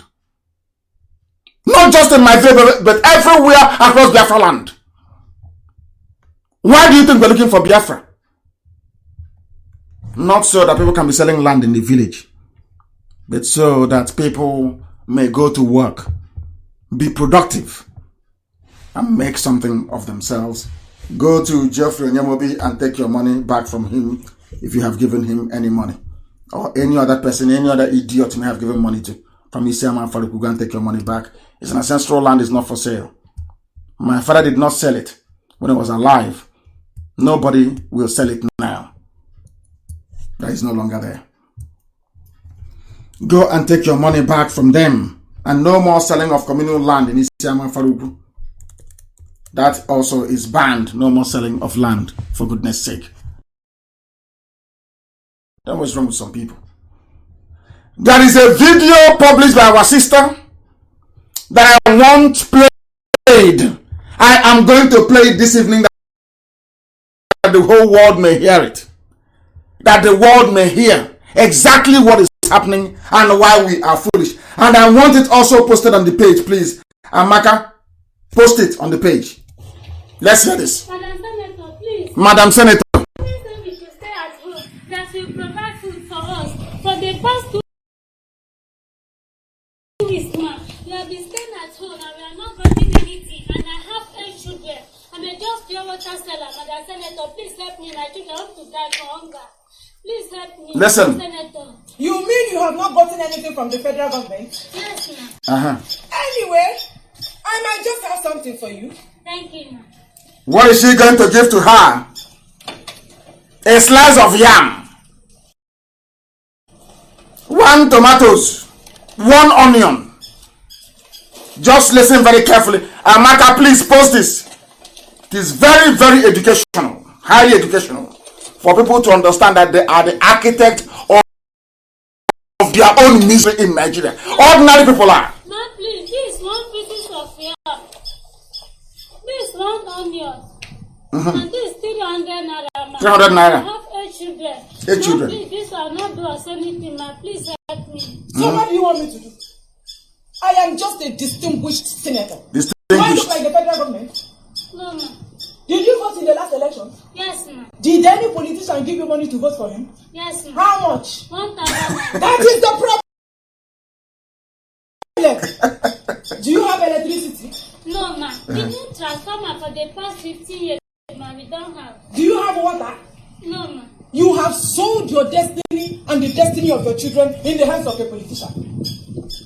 Yes. You prefer 1,000 naira during the election, and now you're complaining. A palliative COVID relief. Have you protested before? You cannot protest. Why? Because you don't know how to protest. They don't protest nothing. To be writing rubbish online. You have to collect 1,000 from politician. A useless politician will come and give you 500 naira, and you will vote for him. An object lesson in African stupidity. Children are outside the country. Their children are abroad. Oxford University and Cambridge. They want to Cambridge. I can't put them in Nigerian university. Nigeria don't have any good university. What they have here is a poultry farm. Poultry. If I am sick of malaria, I will go outside the country and buy paracetamol. But I will leave all of you here to die in Nigerian hospitals that we intentionally refuse to equip. We still will not equip it. We want all of you to die. They want to equip the hospitals because they want you to die. But they fly abroad. His Excellency, Her Excellency, our leader, elite, intellectual. You don't have water, you are comfortable. Mad people everywhere. You people are so used to poverty. You are used to the system. You are used to not having transformer. You are used to not having accessible roads. And you are comfortable with it because the useless politician will give you 500 naira and you will sell your destiny. What is your husband doing for a living? I know he is a political tag. Let's go talk and tout. I will leave it there for the time being. That others may go to my wall and watch it. A very brilliant video made to educate people, to educate the uneducatable, the idiots who can never read. They read and they cannot understand anything. May the good Lord have mercy upon our soul, to be honest with you. Africa is in a mess. The quality of people being produced in Africa, both by birth and by education, is a disgrace to humanity. We are actually a minus to mankind, I'm telling you. It is so painful. After collecting 500 naira, 1,000 naira, snatching ballot box, now COVID-19 has come. We have realized how poor and wretched we are, both physically and spiritually. And on that note, we bring today's proceeding to an end. And as always, without any hesitation, we proudly proclaim that Biafra is indeed our religion. Here on Radio Biafra is where we worship, because Elohim is our God. I thank you very much for listening. And from me, from here, it is good evening.